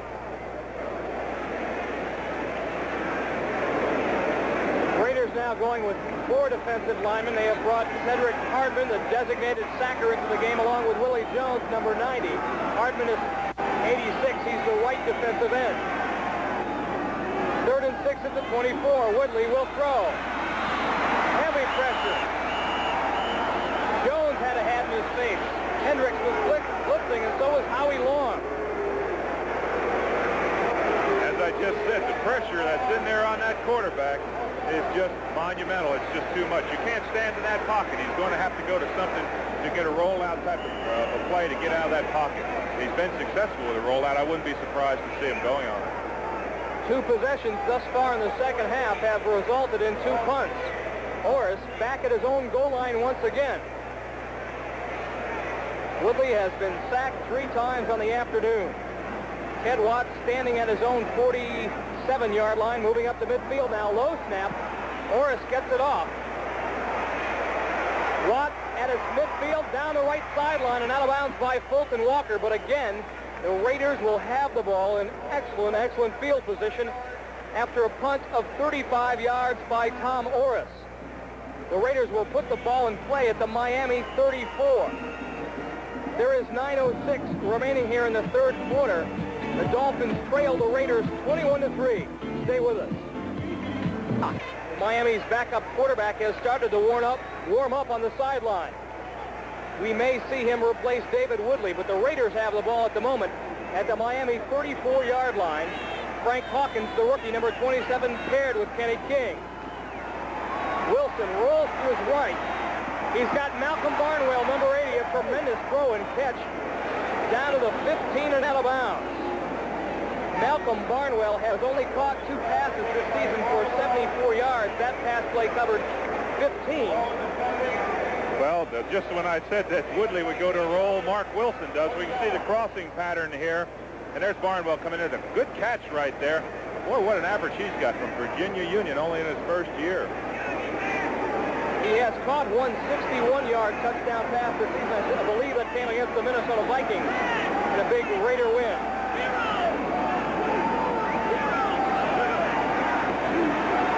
Wilson trying 28, or rather Don McNeil, number 28, right there in the coverage. We pause briefly for station identification. This is the NBC television network. KRON-TV, Channel 4, San Francisco. Mike Adamle and Dave Rowe here in the Orange Bowl with the Dolphins trail the Oakland Raiders 21-3. Raiders are threatening once again at the 15-yard line of Miami. Second down and 10, and now Todd Christensen, number 46, in the Oakland backfield. Wilson, the throw. He's got Christensen. Ernie Rowe, number 55, was there in the coverage, but Christensen had a step and perhaps the touch that will only come with years and years of experience. That was the only thing missing on that Mark Wilson pass. It certainly was. Mark Wilson throwing the ball excellent. We can't talk too much about the consistency he's had today, and as the Oakland Raider fans know, that right now there's happiness in Raiderville. The Oakland Raiders have got one fan out there, a good friend of mine, Ralph Greer, who is probably one of the greatest fans in this league, and I know he's enjoying today's game. Barnwell, number 80, in the slot to the left along with Chandler. Third down and 10. Wilson up top looking for Barnwell. Again, nice coverage supplied by Don McNeil. And number 50, Larry Gordon. So Chris Barr will step onto the field in an attempt a field goal for Oakland. An interesting sideline as we watched Mark Wilson walk this sideline is that they didn't really think he was a great leader until he came to this team, and they say that that's one area that he's really worked hard on, is leading these Oakland Raiders. And you know, of course, the great Kenny Stabler, of course. Look at that arm, by the way. I believe that's where he got his arm hurt on that tackle earlier on that kickoff. From 32 yards out, Chris Barr's kick is up, and it is good. So Barr, bad arm and all, lengthens the Raiders' lead, 24-3. We have 8:34 remaining here in the third quarter. It really affects a field goal kicker with his arm in a sling like that. And look at his boot by Ray Guy. Fulton Walker fields it about 8 yards deep in his own end zone. Mr. Guy can just do it all. Hunting, place kicking.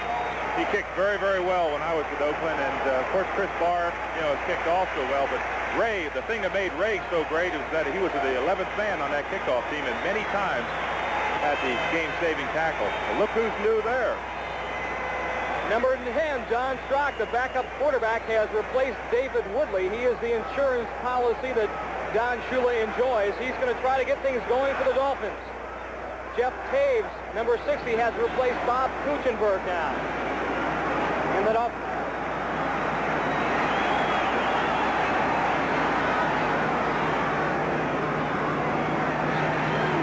Strock on 1st and 10, screen pass. Out to Eddie Hill with 3 blockers in front of him, bounces it outside, and has got a Miami first down up about at the 35-yard line. Tackled by Matt Miller. Gain of 15 yards.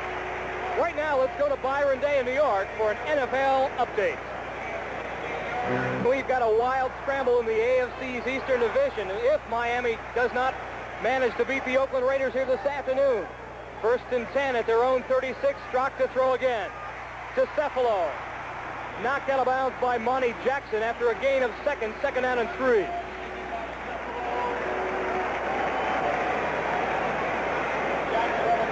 Pittsburgh on top of the Atlanta Falcons. They're in an angry mood after getting upset by the Seattle Seahawks a week ago. 3 Terry Bradshaw touchdown passes. Denver leading Tampa Bay 14-7 in the second half. And the Jets on top of New England, as Byron Day mentioned, 17-3.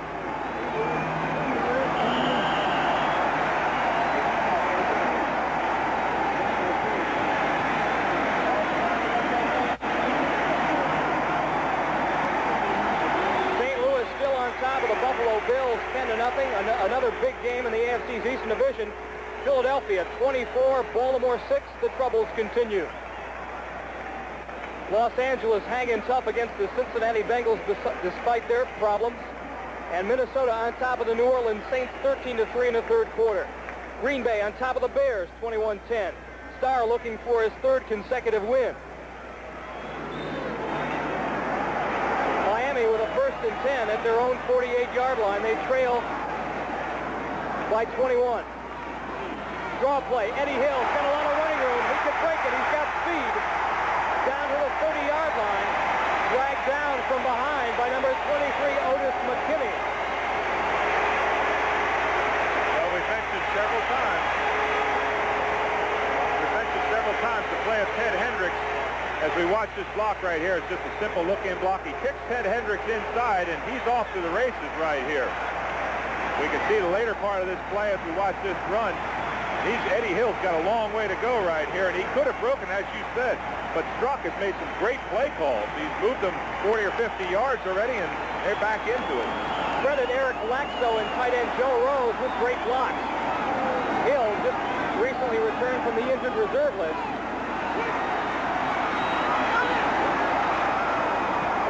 Goes for it all, intended for Sevelo, but he was in double coverage with Otis McKinney and number 42, Monty Jackson, trailing him like a shadow.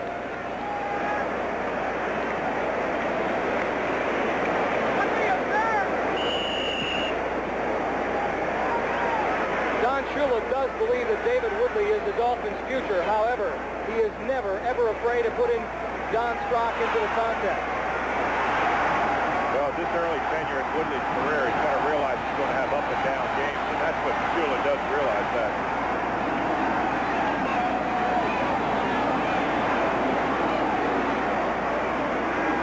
Rock. The Rose. Touchdown saving tackle by number 44, Burgess Owens. It'll be 3rd down and 2. At the 21 of Oakland. 5:53 remaining here at 3rd quarter. Raiders lead the Dolphins 24-3. In this 3rd down situation, Miami's only converted 3 out of 11, and that's a very poor percentage. They've got to do better than that to get back into this game. There's the statistic, 50% for the Raiders. Not too good for the old Miami Dolphins. Exchange problems. Number 63, Mark Dennert, 3rd-year man out of Texas A&M. They say a center can never be offsides, and he wasn't that one time, but all the other 10 guys were.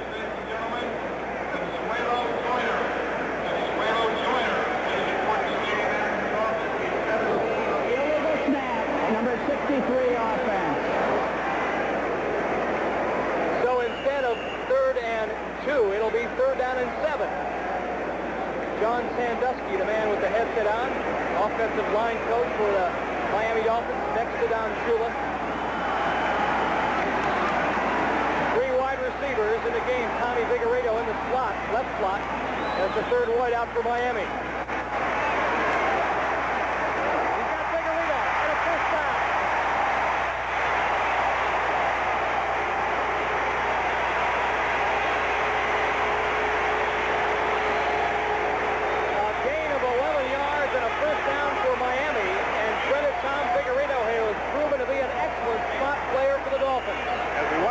Zone here. Vigorito's coming across this play right here. There's the pass. He catches it. If it had been a good pass, he might have gone all the way.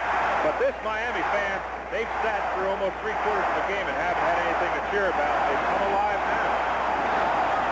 62,000 plus here in the Orange Bowl. Cephalo in motion right.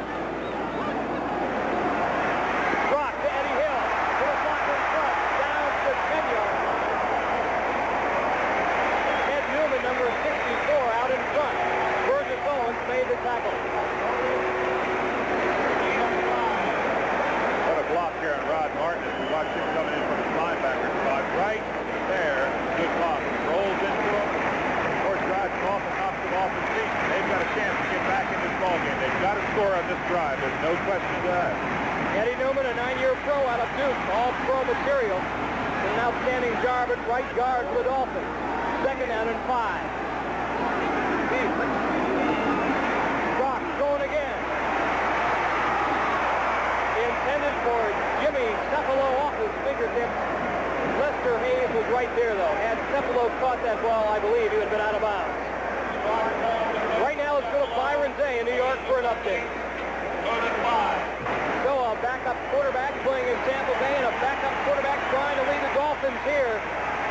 Don Strock at the controls after David Woodley failed to get things going in the first half in the initial 2 possessions of the second half. 3rd down and 5. Ball is resting at the Oakland 10.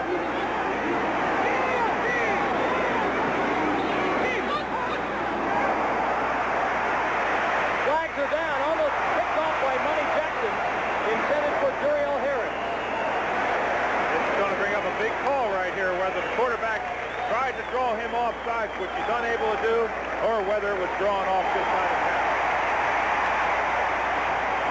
And you don't even have to say what it is because the fans answered it. They called offsides, of course, on the Oakland Raiders. Here's Jerry Seaman, the head referee. He'll be making the call as they walk off 5 yards against the Raiders.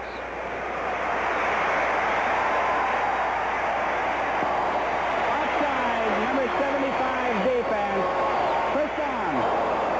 The big rookie out of Villanova, Howie Long. We can see him jump to the right side of our picture here. The voice inflection drew him off, and it's something that every young rookie's got to learn, that you don't go on the sound, you go on the ball. Voice inflections are okay. Head bobs are out. That's Right. illegal. Exactly right. 1st and goal from the 5. Miami desperately needs a score. Hill. Touchdown.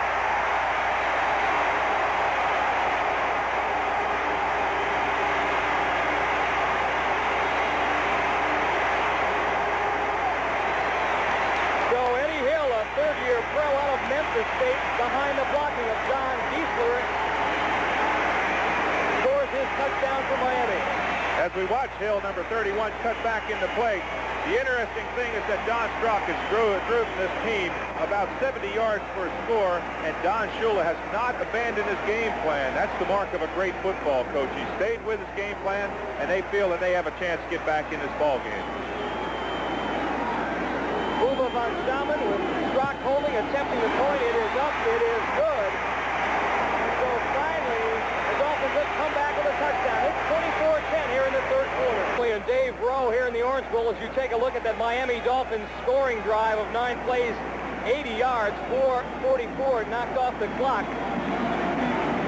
It took the Dolphins nearly 3 quarters to come up with their initial touchdown. Raiders lead 24-10. Von Stammen picked off. And he hits a beauty. Hawkins, deep in his end zone, says, I'm going to play it smart and stay in.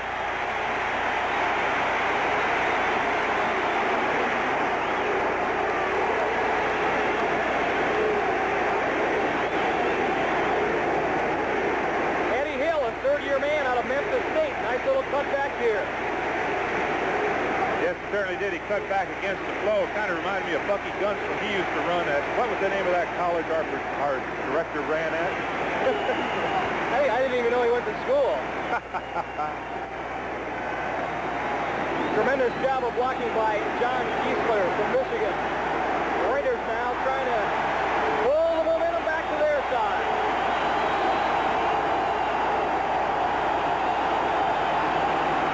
Again, Wilson to throw. 1st and 10, screen to Derek Jensen. Dewey missed the tackle, but it slowed Jensen up enough to allow other Miami players to converge.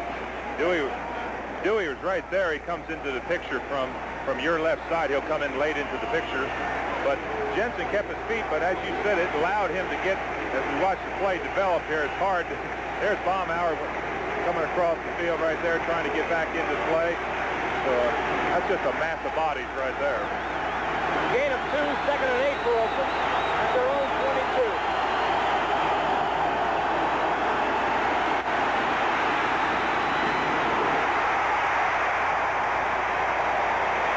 They intended for Cliff Branch, or rather Malcolm Barnwell, number 80, on a play that perhaps they could have called offense or defensive pass interference.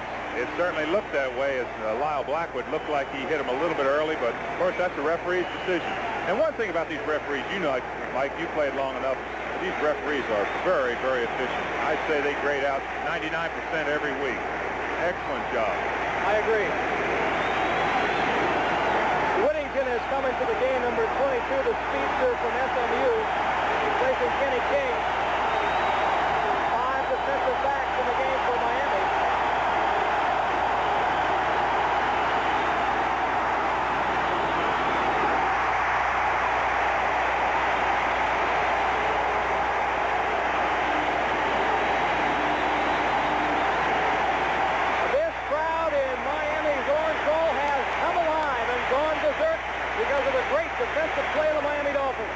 watch A.J. Dewey coming around the outside here. Again, putting that ever-present pressure right there on Mark Wilson, and he knows he's there. But you're right, the crowd has come alive, and Miami's going to get the ball in good field position unless Ray Guy gets off one of those patented 60 or 70-yarders.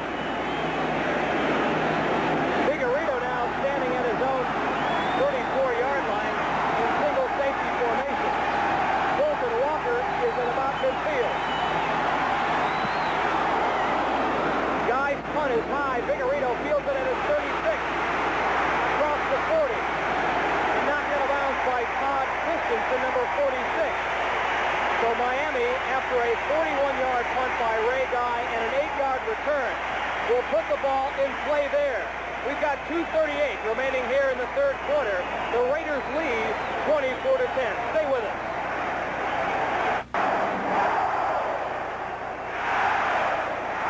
The crowd was dormant in the first half. They have had a fire lit underneath them by Don Strock, who has replaced David Whitley. Got the Dolphins on the board with a touchdown, and now has them threatening again. Strock on 1st and 10 to Joe Rowe. Gain of 5 or 6 on the play. 2nd down and 5. The thing that's been really big on these last two series is that Don Strock has come in and ignited this offense. The crowd's getting behind him. We've got a ball game on our hands. They're 2 touchdowns down, but they've got the whole fourth quarter, and they feel they can get in this game. And listen to these fans coming alive out here. New center in the game for Miami, Dwight Stevenson replacing Mark Jenner. So keep an eye on the center scheme. Strock again to throw. Going to Harris. Was in one-on-one coverage with Monty Jackson, and Jackson is one of the fine cornerbacks in all of football. 7th-year man out of San Diego State. He was not to be fooled by Duriel Harris.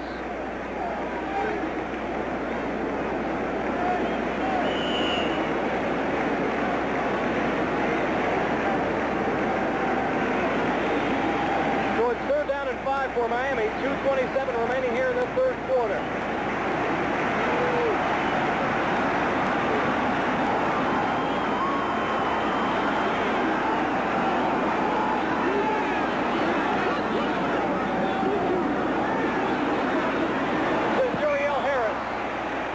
Working one-on-one against Monty Jackson. Nothing doing.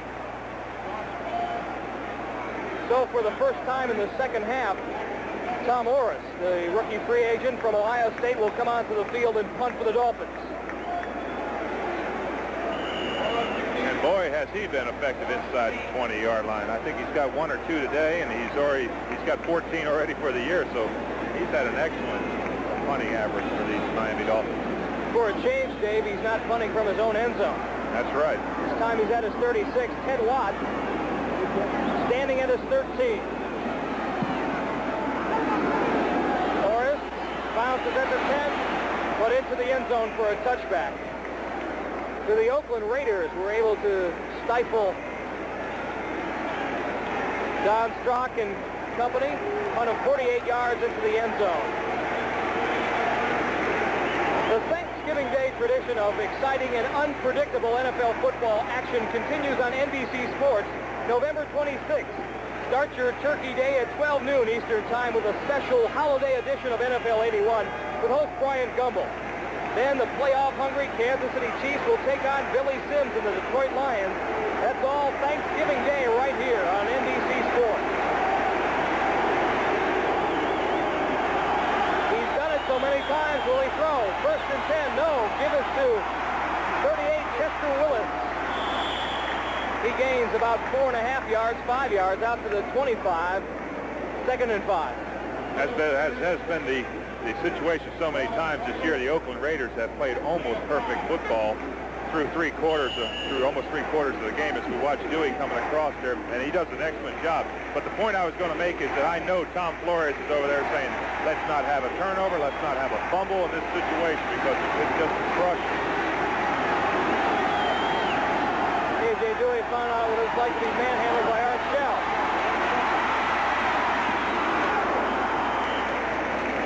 Wilson's 2nd and 5 toss is caught by Derek Ramsey. Again, A.J. Dewey from his linebacker position to make the stop. So the Dolphins actually started this situation using a linebacker defensive end type with Bob Matheson. Of course, the famous 53 defense for so many years here. And they've kept right in the tradition with A.J. Dewey in the same role. And as I said, that really messes up your blocking assignments because he's standing up here and the guard's looking at him, and all of a sudden the guard starts a pass block on him and he's dropping off, so it's kind of tough. They can do the same thing with number 58, Kim Bocamper, as well, who's also an excellent football player. He is in the game right now playing right defensive end in place of Vernden Herter. Oakland has just picked up the first down with just under 1:20 remaining here in the third quarter. They have a 14-point lead over the Dolphins, 24-10.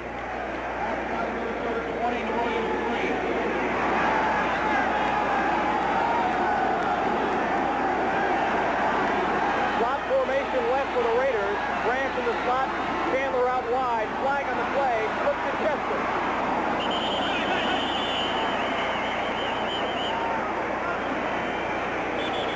Baumhauer there to greet him. If I was to venture a guess, I'd say it was illegal motion because I think the motion man turned upfield a little bit early. You have to follow the line of scrimmage in a parallel manner, and indeed you are right. 2 out of 2. I'm really doing great today. Mark Wilson certainly has fooled me, but the referees have not.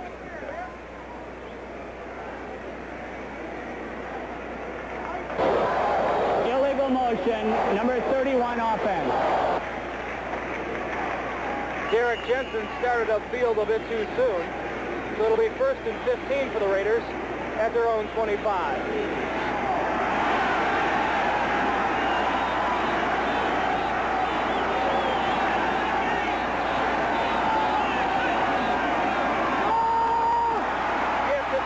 Jensen breaks 1, 2, 3 tackles, hooks his way out across the 30-yard line before Ernie Rohn brings him down. The Oakland Raiders have been traditionally a big fullback team with the Marv Hubbard days and the Mark Van Egan days, and Jensen certainly fits right into that mold, the big old fullback following those big old offensive linemen.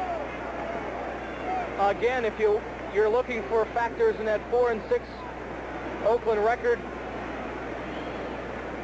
as most Bay Area fans know, Mark Van Egan has not been in the lineup because of hamstring problems, and now did not play today because of a knee. They take Kim Bocamper off the field. But Van Egan is Oakland's all-time leading rusher, and you just don't replace a guy like that overnight. As promising as Jensen is, he is not quite yet Mark Van Egan.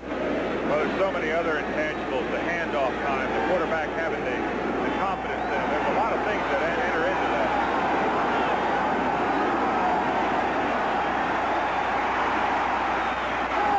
Wilson in trouble, was looking for Jensen. Jensen was trying to break free from Ernie Rohn.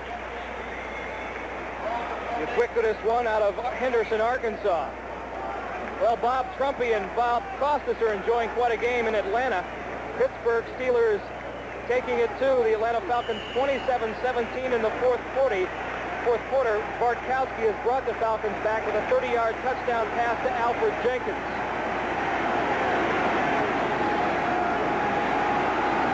Denver 24-10 over Tampa Bay. Steve DeBerg has come on to replace Greg Morton and has thrown a touchdown pass to Larry Canada. Jensen, top of New England, 17-6. Wilson to throw on 3rd and 8. And number 58, Kim Bocamper. Whale of a play.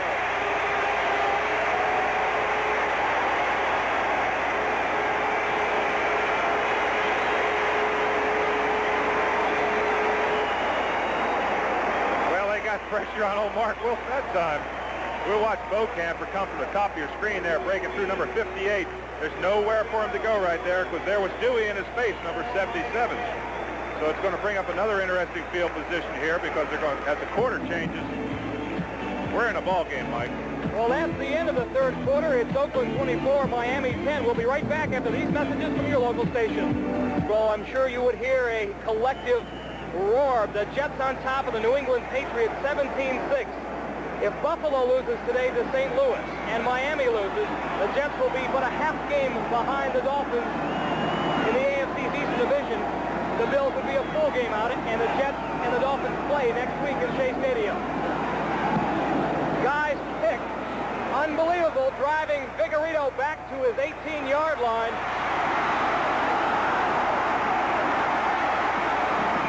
Finally, Ted Watts strings it out and knocks him out of bounds at the 21-yard line. A 58-yard punt, a 3-yard return. 59 yards. Again, probably critical when it comes to deciding who's the winner with tie-breaking procedures.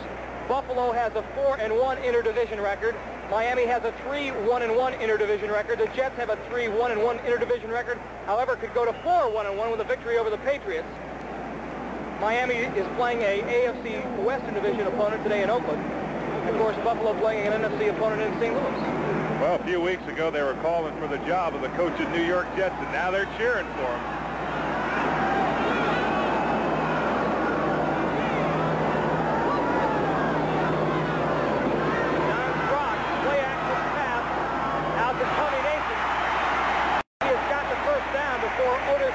Drags him down from behind, a gain of 11 yards.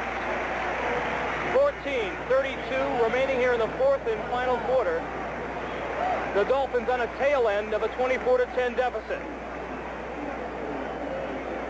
As I mentioned earlier in the telecast, the Dolphins have 5 remaining games. 3 of those are at home.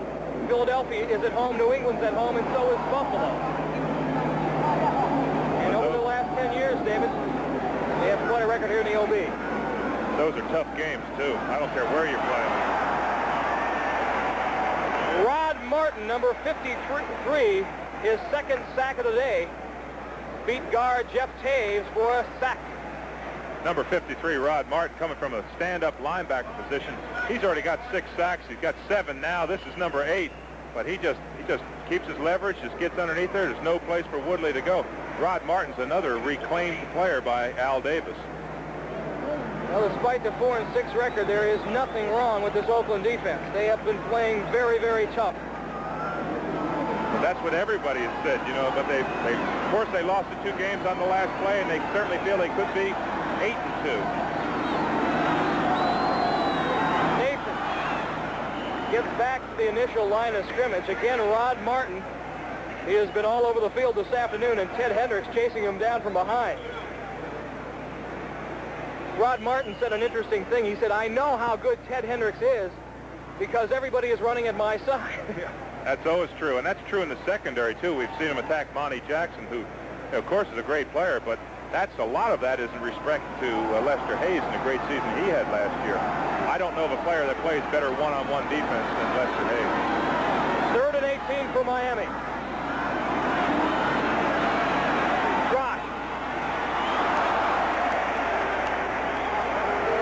Was looking for Duriel Harris. Burgess Owens was there in the coverage. So Tom Morris will step onto the field and punt the ball away.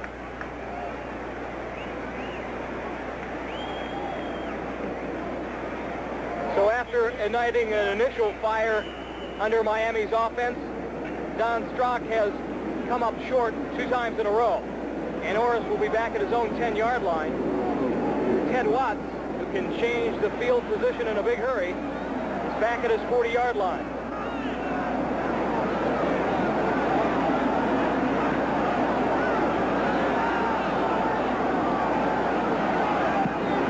Orris is kicked high and is driving Watts back to his 30 where he calls for a fair catch.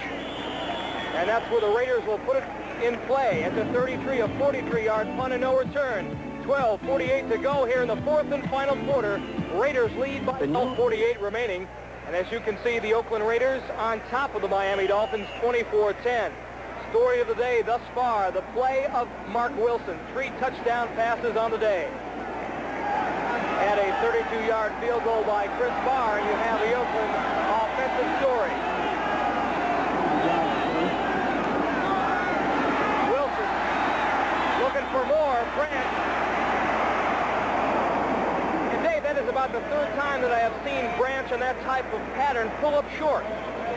Well, I think he looked back at the ball that time, and it was an awful high throw, and he might have lost it in the sun or something like that, in fairness to him, but that's a long way to haul it. I'll tell you, boy, you're running 60, 70 yards, but what do you think of the arm of Mark Wilson? Think they've got a good choice, don't you? Oh, he is a gun. Oakland really has no chance of winning the AFC Western Division title. 4 of their 6 losses have come twice to Denver and twice to Kansas City. They can only hope for a wild card berth, and they would have to win their remaining 6 in all probability. Give it to Frank Hawkins.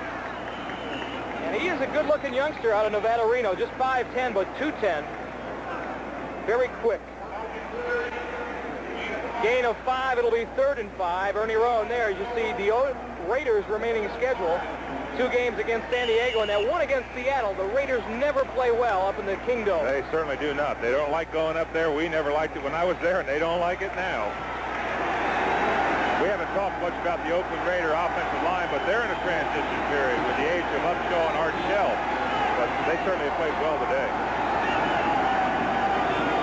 Wilson to throw again. To Arthur Whittington, almost a great catch, but a tremendous defensive play by number 48, Gerald Small.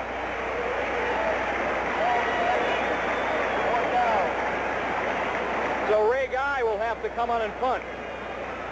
As I said, we haven't talked much. There's Henry Lawrence, number 70 right there. There's the ploy of a defensive and offensive lineman. Look at that contact in there. Betters does a good job, and Henry loses him late, but I'll tell you one thing. That's a real force in there. Wow. Aren't you supposed to keep your hand open? Well, the Oakland Raiders always are. They're allowed to keep their hands a little bit more closed than normal. Guy from his own 23. A wobbler and a fair catch called for by Figueredo at his 27. So the Dolphins are running out of chances. They trail the Raiders by 14, 24-10. 11:48 remaining here in the 4th and final quarter. Against the stingy Oakland defense, 11:48 and 14 points to make up is not a whole heck of a lot of time. It certainly is not, but they've got to get something going now if they want to get back. Out to Nathan. Again, Rod Martin, who all over the field, makes the tackle, along with Burgess Owens. You know, the NBC is contractually obligated to televise the Oakland Raiders game back to the Bay Area. Now, by contract, only one NBC NFL telecast can be aired in San Francisco. Now, because of the unusual circumstances, San Francisco doing so well, NBC Sports, we asked the NFL if a delayed broadcast could be aired of the Cleveland-San Francisco game. They agreed, the NFL did, and it will be on a tape delay basis starting at 11:30 in San Francisco, Sacramento, and Salinas, California. 2nd and 7 for the Dolphins. Give it to Eddie Hill. Willie Jones all over his body. Now this looks like the Oakland Raiders of yore, a year ago. It certainly does. I'll tell you, I'm very impressed with the style of play. You know, a lot of teams, and it goes back to the pride of the Oakland Raiders. I know that's been, maybe that cliche has been used many, many times. But there's some great football players out there with great natural ability, but they've got a great amount of pride, and no one wants to be embarrassed. And I'll tell you, they're playing just like they're going for the Super Bowl again. 5 defensive backs and 4 defensive linemen. Rock, heavy pressure. Nat Moore, he would have had to have made a tremendous catch from behind. Again, tremendous pressure applied by number 75, Howie Long, and 86. Nasty, they call him, the great Cedric Hardman. Tremendous years with the San Francisco 49ers, and you know him well, David. I certainly do. I've always had a great regard for him. And they're having a lot of fun over in San Francisco, as the fans out there, we'll see a little bit later. You've alluded to it several times, but San Francisco is having some happy moments now. Bill Walsh has struck gold with his young 49ers defense and offense. Owens will punt from his own 15.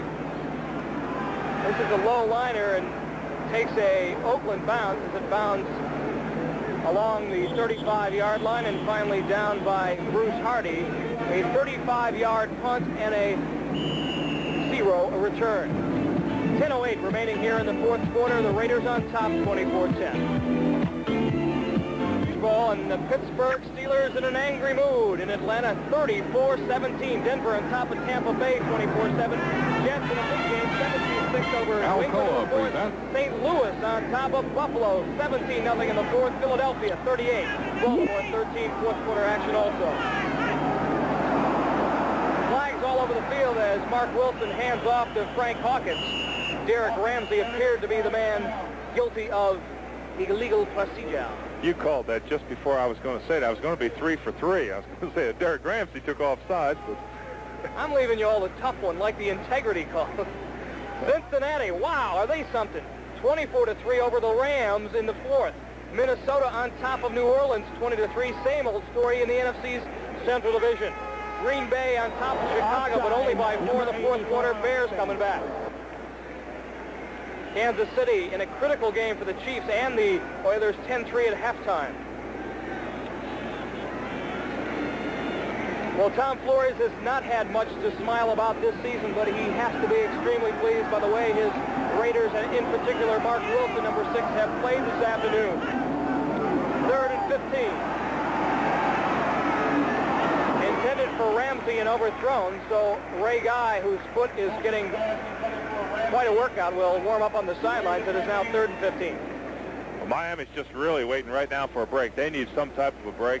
Of course, we've mentioned several times that Oakland has played errorless football today, and when you're averaging over 3 turnovers a game, you're bound to have one, and that's what Miami is playing for right now. They're waiting for the big turnover to turn the game around and get a chance to get back into it, but Oakland continues to play excellent football.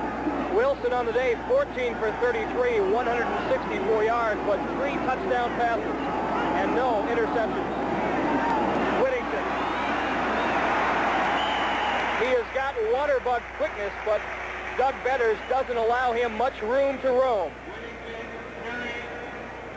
Brzezinski was there as well.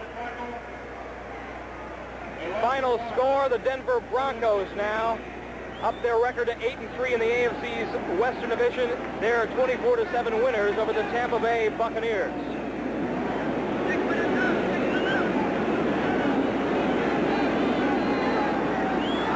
Frank Hawkins has checked into the game for the Raiders. Double wide receiver formation to the left. Malcolm Barnwell in the slot. Wilson going for it all. Ramsey in and out of his hands. Wilson's pass was on target. Ramsey couldn't find the handle.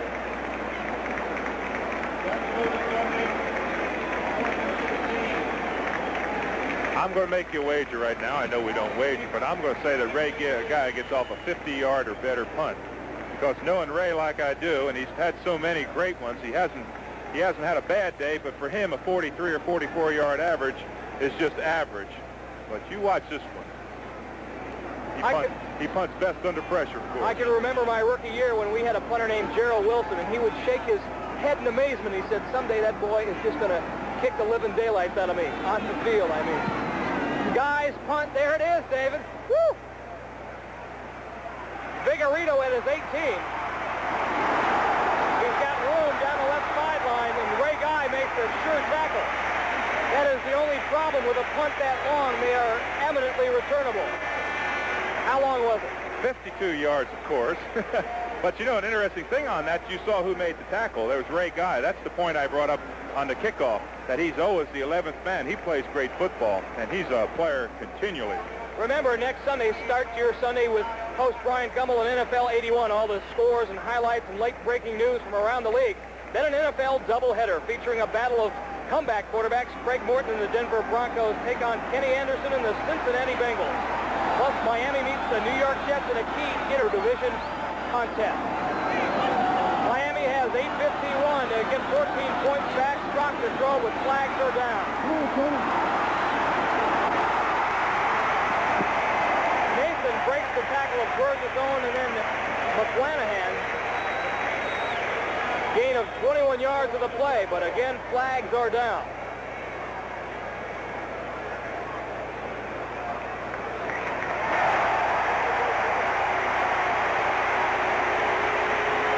Mike, as one-sided as this game has seemed in favor of the Oakland Raiders, Offside. You know left tackle on the defense. Penalty declined. First down. That's what I was going to say. As we watch him jump here, and we, of course, watch Strock complete the pass. With a Shula-coached football team, you're never out of it. He has great confidence in these players. Look at this break right here by Nathan. That's why they want to get him the ball, because he can do so much with it. Dolphins have the ball. The Raiders 33. 8:51 remaining here. Fourth and final quarter. Dolphins trail by 14. Harris wide to the right. Cephalo wide to the left. Give us to Nathan. And Dave Brannick slides into the ground at the 31. Gain of 2. Second down and 8. It's an interesting thing that they're running the ball with only 8.5 minutes, but you never know when a play like that, when a team is really geared to rush the passer, you can break that little delay play, that little draw. You can break it for 20, 30 yards, and you're into the secondary. As soon as you break through the line, boom, you're into the secondary, and you've got a 20 or 30-yard run, which is just as good as the pass in this situation. And they've had some success with Eddie Hill doing that earlier. He now joins Nathan in the backfield. Brock. Harris in and out of his arm. Monty Jackson on the coverage. That would have been a tremendous catch by Duriel Harris, because he was also looking into the face of a Miami Sun. He certainly was. As we get late in the game here, watch Duriel Harris on this little simple out pattern. He looks Jackson inside, and there's his cut to the outside. It was a well-thrown ball, but as you said, he's looking back into his son. Look how close the game of football is. He has been the Dolphins' bread and butter receiver so far this season, and without question, Strock will have to look for him as the game winds down to its final moments. Pirates formation, 5 defensive backs for the Raiders. Dwayne O'Keefe in the game. Strock again to throw, heavy pressure, but gets it off to that Moore, and Moore has a Miami first down at the Oakland 18.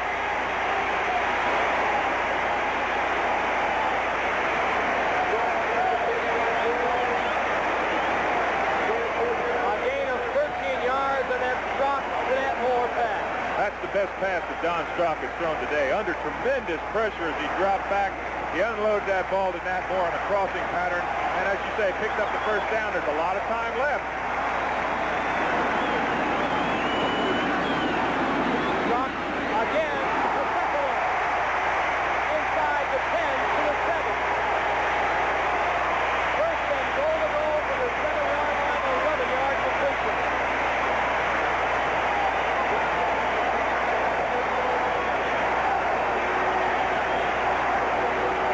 Pretty good statistics for a backup player, and he just wants a chance to play. He could play for a lot of teams, but he has to back up here and back up Duriel Harris and Nat Moore, but that's almost an undefensible pattern, that quick slant pattern in.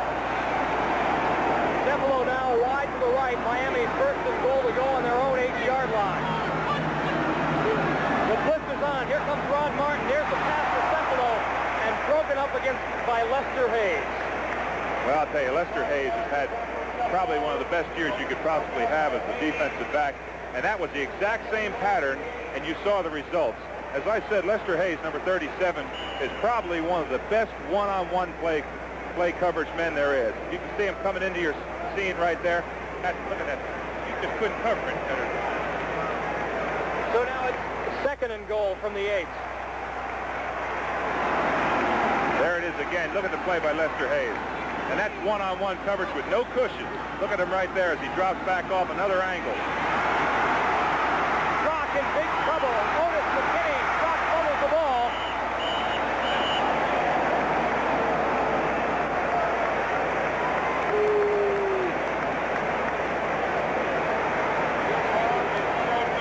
And fortunately for the Dolphins, he recovers his own fumble. Now, Dave Rowe, what do you do? 6:20 remaining in the game. Dolphins looking at a 3rd and 14 situation. If they do not pick up the touchdown here, do you go for it or you kick a field goal? I've got to go for it. 2 touchdowns down. I've got to go for it. And I think Don Shula realizes that. He's got to score touchdowns. He doesn't need field goals right now. Only the second head coach in the history of the Dolphins. George Wilson was the original coach when the franchise got underway back in 1966.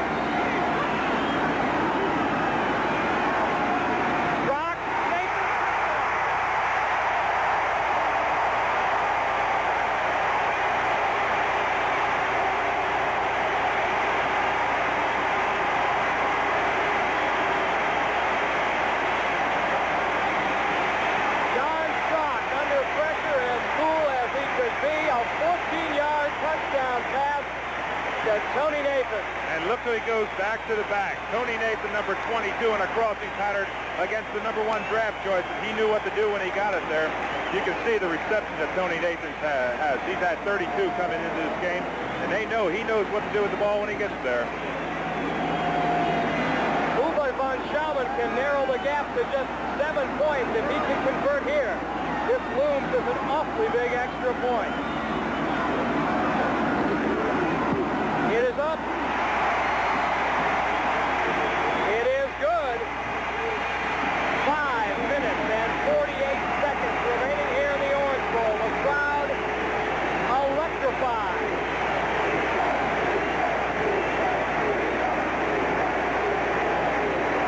Here's the PD one more time, Dave. As we watch Tony Nathan will swing out of the pattern on the right side of your set, you can see him. He's just one-on-one right there with Ted Watson.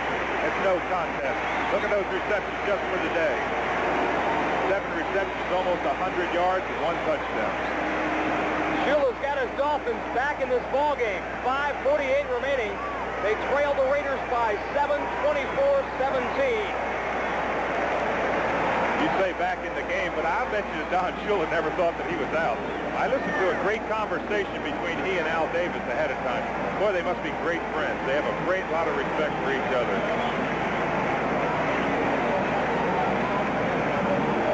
Arthur Whittington and Chester Willis, number 38, are back deep for Oakland. Tom Flores giving some instructions to Mark Wilson. He'll try to get the Raiders some more insurance points when he takes the field after this kickoff.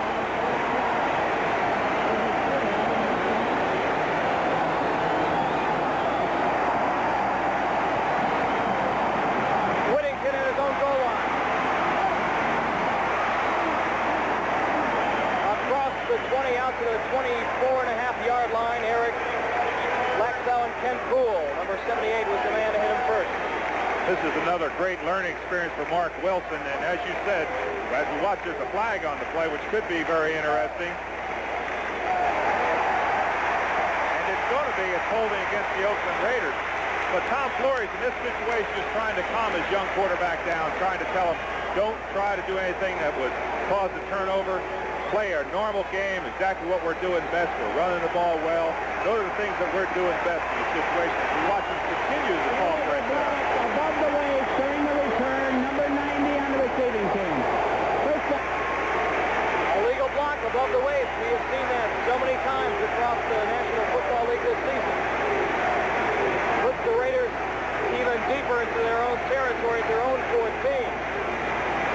David, they've had a lot of success throwing the ball on 1st and 10. Will they gamble? As we look at this final, Jets 17, New England 6. Listen to this crowd.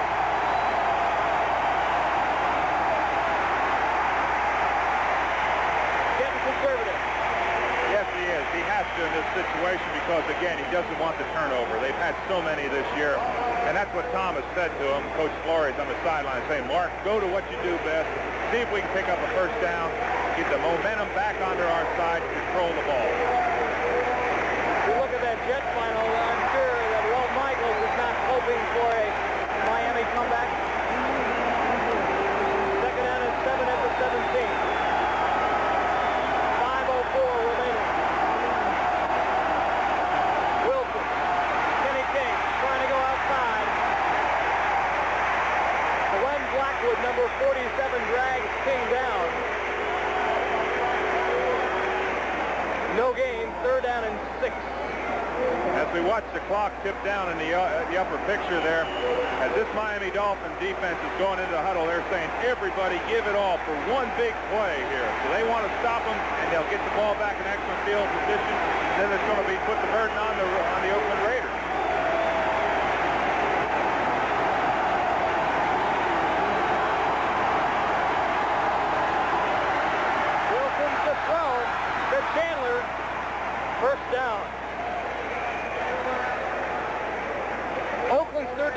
efficiency has been cut down this year by the absence of Bob Chandler in the lineup. There is why he's so important. You said it in the pregame talk, in our pregame talk, and that's the evidence right there. They're able to go to Bob Chandler. That's the factor that he plays in this game. And it has momentarily silenced this partisan Miami crowd. Chandler, 11 years in the league. Played his collegiate ball, I'm sure you know it, the University of Southern California. Give it to Whittington. Whittington gets, or rather Frank Hawkins. It is Whittington, yes, 22. Gain of 6, 4. We pause briefly for station identification. This is the NBC television network. This is Channel 4, KRON-TV, San Francisco. Mike Adamle and Dave Rowe here in the Orange Bowl. Miami trailing the Raiders 17-24 by 7 points. But the Raiders have the ball with 3:41 remaining.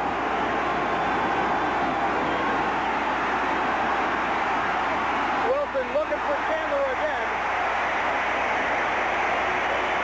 An excellent defensive play provided by number 28, Don McNeil. It certainly was, but I really like the confidence of Mark Wilson out there throwing. I think he's really developed well. If you watch Chandler come off the line here, he's against McNeil, and McNeil knows he's got his hands filled right there. Look at all those moves he's making right there. Only a second year McNeil is, and that's an excellent play. Toughest position in pro football, the cornerback, always under the microscope. You never have a second chance. If you make a mistake there, it's 7 points. 3rd down and 7, critical. Possession down to the Raiders. Wilson. Oh, he's got Raymond Chester. What a catch Raymond Chester made on that play. And hasn't he had a great career? All these Raiders and Dolphins have had great careers. That's why they've been so successful over so many years. Chester had been replaced in the starting lineup by Derek Ramsey, but watch this catch here. Just stretched out. You'll see it right there. It's a perfectly thrown pass. There's the defensive person coming in, and look at that catch by Raymond Chester. 12 years. A lot of them spent with Oakland, back to Baltimore, and now back to Oakland. So now the Raiders still have the ball, and only 3:25 remaining. 1st and 10 at the Miami 42.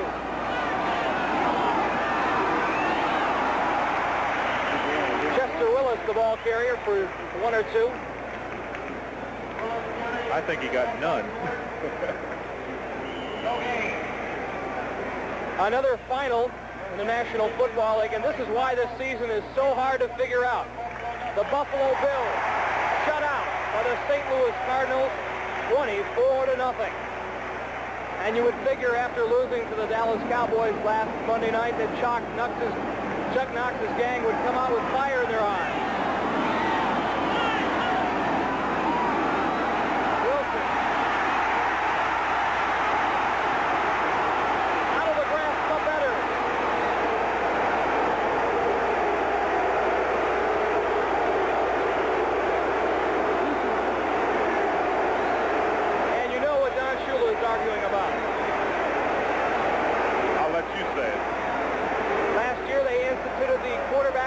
Rule. Right. If he is in their craft, they should blow the whistle. That's what Shula felt right there. He certainly did. You know, another sidelight as we watch Wilson here on his scramble. He's done this several times this year. He's checked quite a few scrambles. Right there, was he in the arms of a, well, I would think it was close. He's got a good ability to run. I was going to say in Buffalo in that St. Louis game, you know, Buffalo was embarrassed last week, and I mean, St. Louis was embarrassed, and they certainly played with some pride today, didn't they?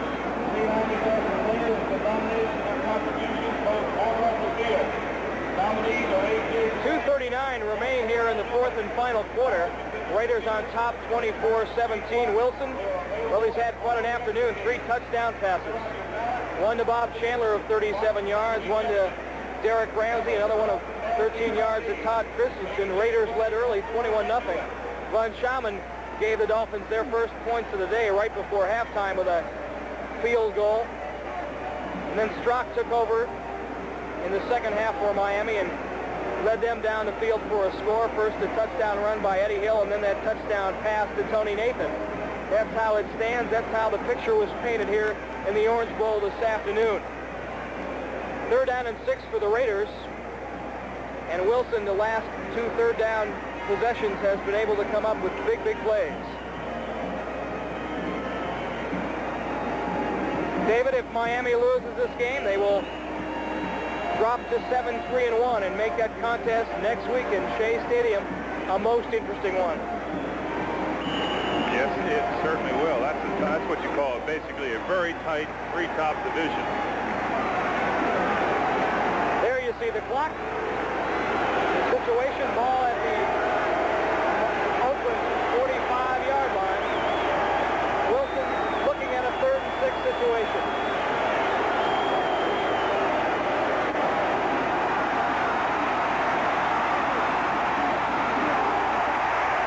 Almost picked off by Gerald Small.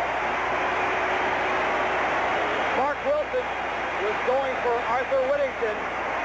Gerald Small almost made the play of the game. He certainly did. Had he been able to bring that one in, he was down the sideline with no one touching him, and that could have been the critical mistake that has killed Oakland the last few weeks, but it didn't hurt him today. Gerald Small comes up with a big play. Mark Wilson walks to the sidelines with these statistics. 16 for 38, 180 yards. He is hoping he does not have to take the field again today. Guy will punt from his own 30. Vigorito is standing at his 11. Fulton Walker is at his 20.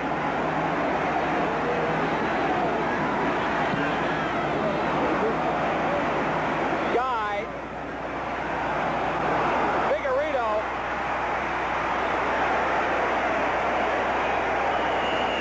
had to make a decision. There's a flag on the play. He fielded the ball at his own 3 and got it out to the 9.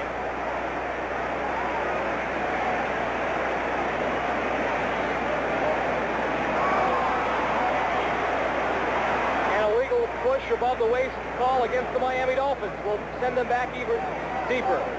Had Vigorito not caught that ball, I believe it would have gone out on the 1 or 2 yard line. So he made a decision at the last minute to catch it. I mean, to pick it up on the bounce, but he almost had to do it. And that's, again, the valuableness of Ray Guy. And I know his wife, Beverly, watching in Oakland, was excited about that. Number 70, post-possession foul. The penalty will be assessed from the point where the ball was caught. Another final score, the Pittsburgh Steelers stay alive in the AFC Central Division. Final, Steelers 34, Atlanta 20. Steelers now 6-5, but the Bengals with a win over the Los Angeles Rams, they're 8-3. Houston Oilers are losing to the Kansas City Chiefs at the moment. Of course, you know the Cleveland Browns game later this afternoon. Dolphins starting from their own 2. Brock has got us run. Penalty in the end zone is an automatic safety. That could prove the end of the Miami Dolphins today. Johnny Robinson, number 68, the man in Strock's face. Strock grounded the ball intentionally. The referee signaled it, and there's the signal for the safety. So the Raiders just about wrap things up with that critical mistake here. Strock was trying to do a slip screen here, I believe. He was going to go out to his back right there. You see the motion, see where he's turning back to his left. It wasn't open, and he had no choice. He steps out of the end zone right there, and that would have been the safety also, but it's kind of a lineman's dream to get that safety. But let's go back to the punt of Ray Guy. 52 yards. There was a safety on the play. The quarterback ran out over the end zone. There was no infraction on the play. The quarterback ran out for 2 points.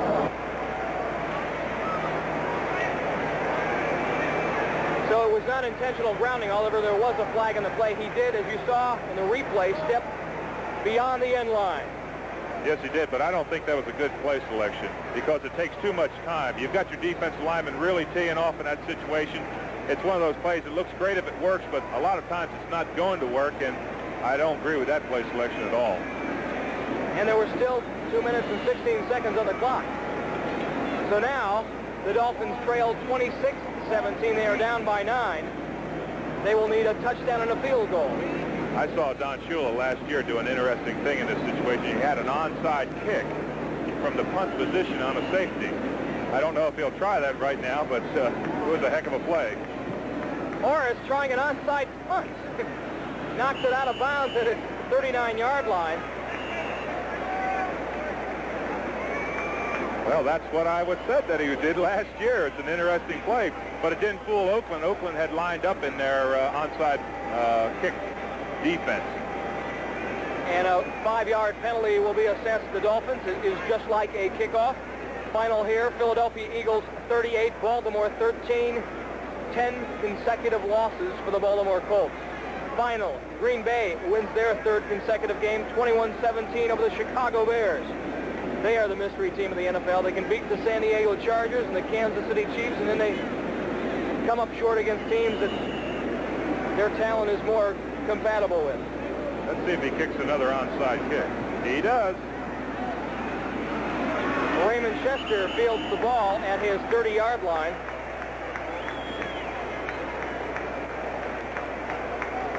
And so the prospects of a Miami win do not look very promising. Very dampened. But that's a sign of a great coach. I saw him win last year with that same exact kick. NFC Eastern Division contest, Phil Simms has put the New York Giants on top of the Washington Redskins with a 6-yard touchdown pass to Johnny Perkins.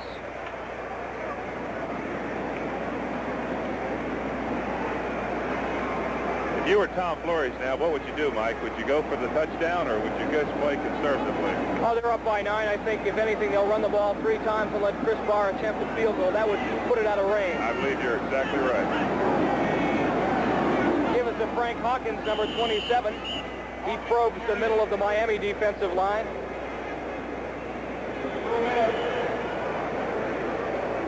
The 2-minute warning has been given to both benches, and now here comes another one of those fantastic finishes. The executive producer of NBC Sports is Don Ohlmeyer. The coordinating producer of football is Ted Nathanson. Telecast of today's game is being produced by Kenneth Edmondson, directed by Bucky Guntz. Technical director Bill Tobey, associate director Bill Zoltan. Thank you, gentlemen. Also, thank you to our spotters, Harry Von Suskel and Bo McComas. I have to mention their names because they won't let me go water skiing with them next time I come down to Miami.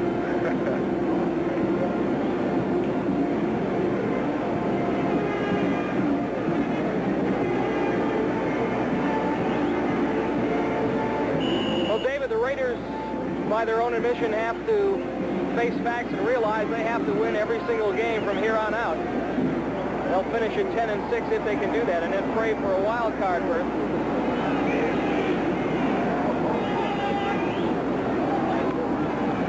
Hand off to Chester Willis, brought down by Blackwood, Lyle Blackwood, that is, number 42. Meanwhile, the Dolphins watched their record drop to 7-3-1, and now the Jets trail by only a half game. And of course, next week, right here on NBC Sports, a big contest to determine supremacy in the AFC's Eastern Division as the Jets and Dolphins tangle and shade. Right now, they really become important, but you know, this Oakland Raider team, they still feel they have a chance with a record of 10-6. They feel they have a shot, so they had to win this one. They've done it. They've got 5 more to go, or 4 more to go after this week, and they still feel they have a shot. They play the Chargers next week in Alameda County Stadium. One of 2 games remaining with San Diego.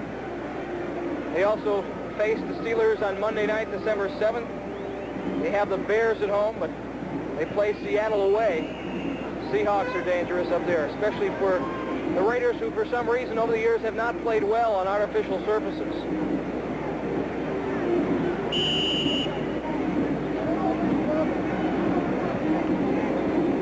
1 minute and 53 seconds remaining here in the Orange Bowl. The Raiders enjoy a 9-point lead over the Miami Dolphins, 26-17.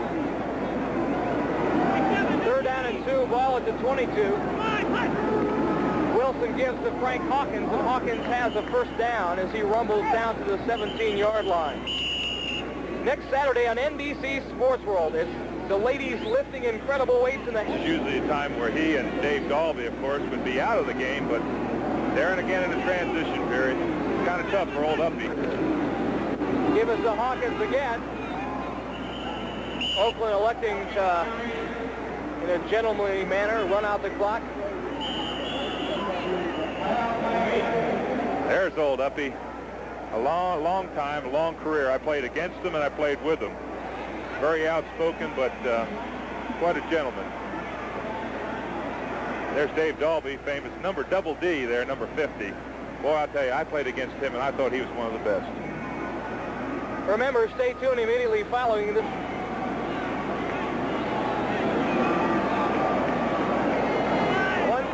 Remaining. Timeout. Gives it to Chester Willis. Willis has the first down and the touchdown. So Chester Willis, another rookie running back out of Auburn, scampers 15 yards around right end for an Oakland score they didn't need. It is now the Raiders 32, the Dolphins 17.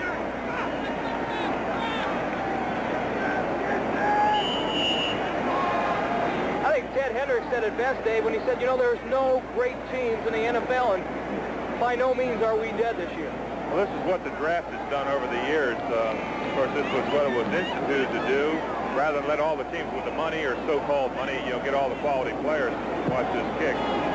But it really has given parity amongst the entire NFL. Any team can beat. There's the old cliche. It's been used 100 times that on any day one team can beat another one. But it's so true this year. And that's why I say it's been perhaps the most interesting year for me in the last 15 that I've been involved in this game. Number 38, Chester Willis. Wasn't Lyle Blackwood, number 42, in a tough position here. He tries to cut it back in, and of course Willis takes it around the end. In that situation there, they were just thinking that Oakland would run up the middle, and he completely surprised them. Well, the Raiders made a stretch run last year. Jim Plunkett's Cinderella story unveiled itself.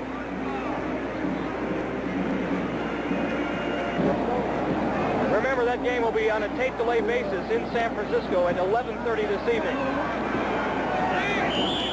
Eddie Hill fields the ball for the Dolphins, takes it out to his 35-yard line. No timeouts remaining for Miami. If you think things are hot on the Raiders side, I smell something burning up here in the booth, and it's got me quite concerned. 33 points against the Miami Dolphins is the most that has been scored against the Don Shula team since 1970, which was his very first year here. Play football. Strock to Eddie Hill across the 40. Finally down by number 56, Jeff Barnes.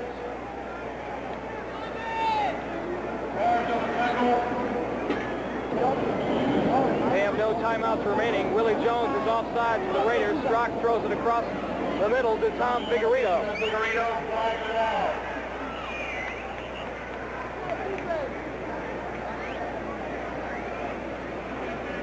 Again, the star of the day has been Oakland quarterback Mark Wilson. Prior to today's game, just 3 touchdown passes, but he's thrown 3 today. Outside, number 90 defense. Penalty declined. Kansas City on top of the Houston Oilers, 17-10. Kenny Stabler has come back to throw a 50-yard touchdown pass to Ken Burrow, the Snake Man. I rode his arm quite a few years, and I know the Oakland fans loved watching the old Alabama Rattler. He was, oh, what a great player, and a great person. Strock almost picked off by Dwayne Osteen. Was that ever a play? They're calling it that he touched the ball. It bounced off his hands into the hands of another guy and over to the receiver.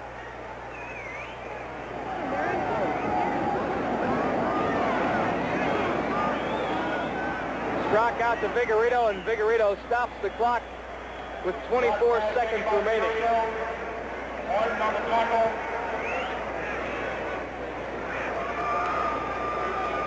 So Strock did a fairly masterful job of coming in a relief role of David Woodley. Minnesota final over New Orleans Saints, 20-10. Remember, Brian Gumble will give you all the scores. NFL 81 after the game. Minnesota can't run the ball, but boy, with Tommy Kramer, can they ever throw it?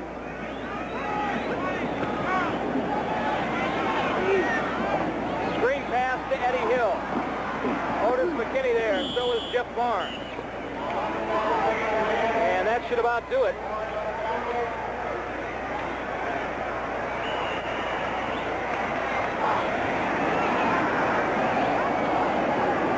Gets off one more play. Elmer Bailey out of bounds. Flag on the play. This is going to be where a defensive penalty is going to allow the offense to have another play. And I wouldn't doubt that you're going to see a pass to the end zone, knowing my great expertise as I have it. Defense is offside. The quarter will be extended for one play after a 5-yard penalty. That's like rubbing salt into the wound a little bit. Watch number 90 come into your picture. He's just trying to jump over top, and he does not get there. That's Willie Jones.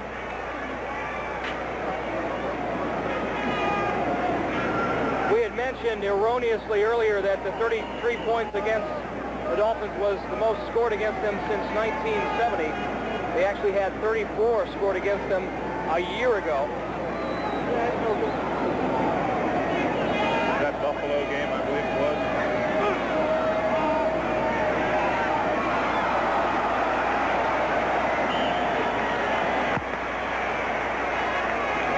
They had 36 scored against them again. No, 34. So that's the final score. The Raiders 33, the Dolphins 17 here in the Orange Bowl. We'll be back with some final comments after these messages.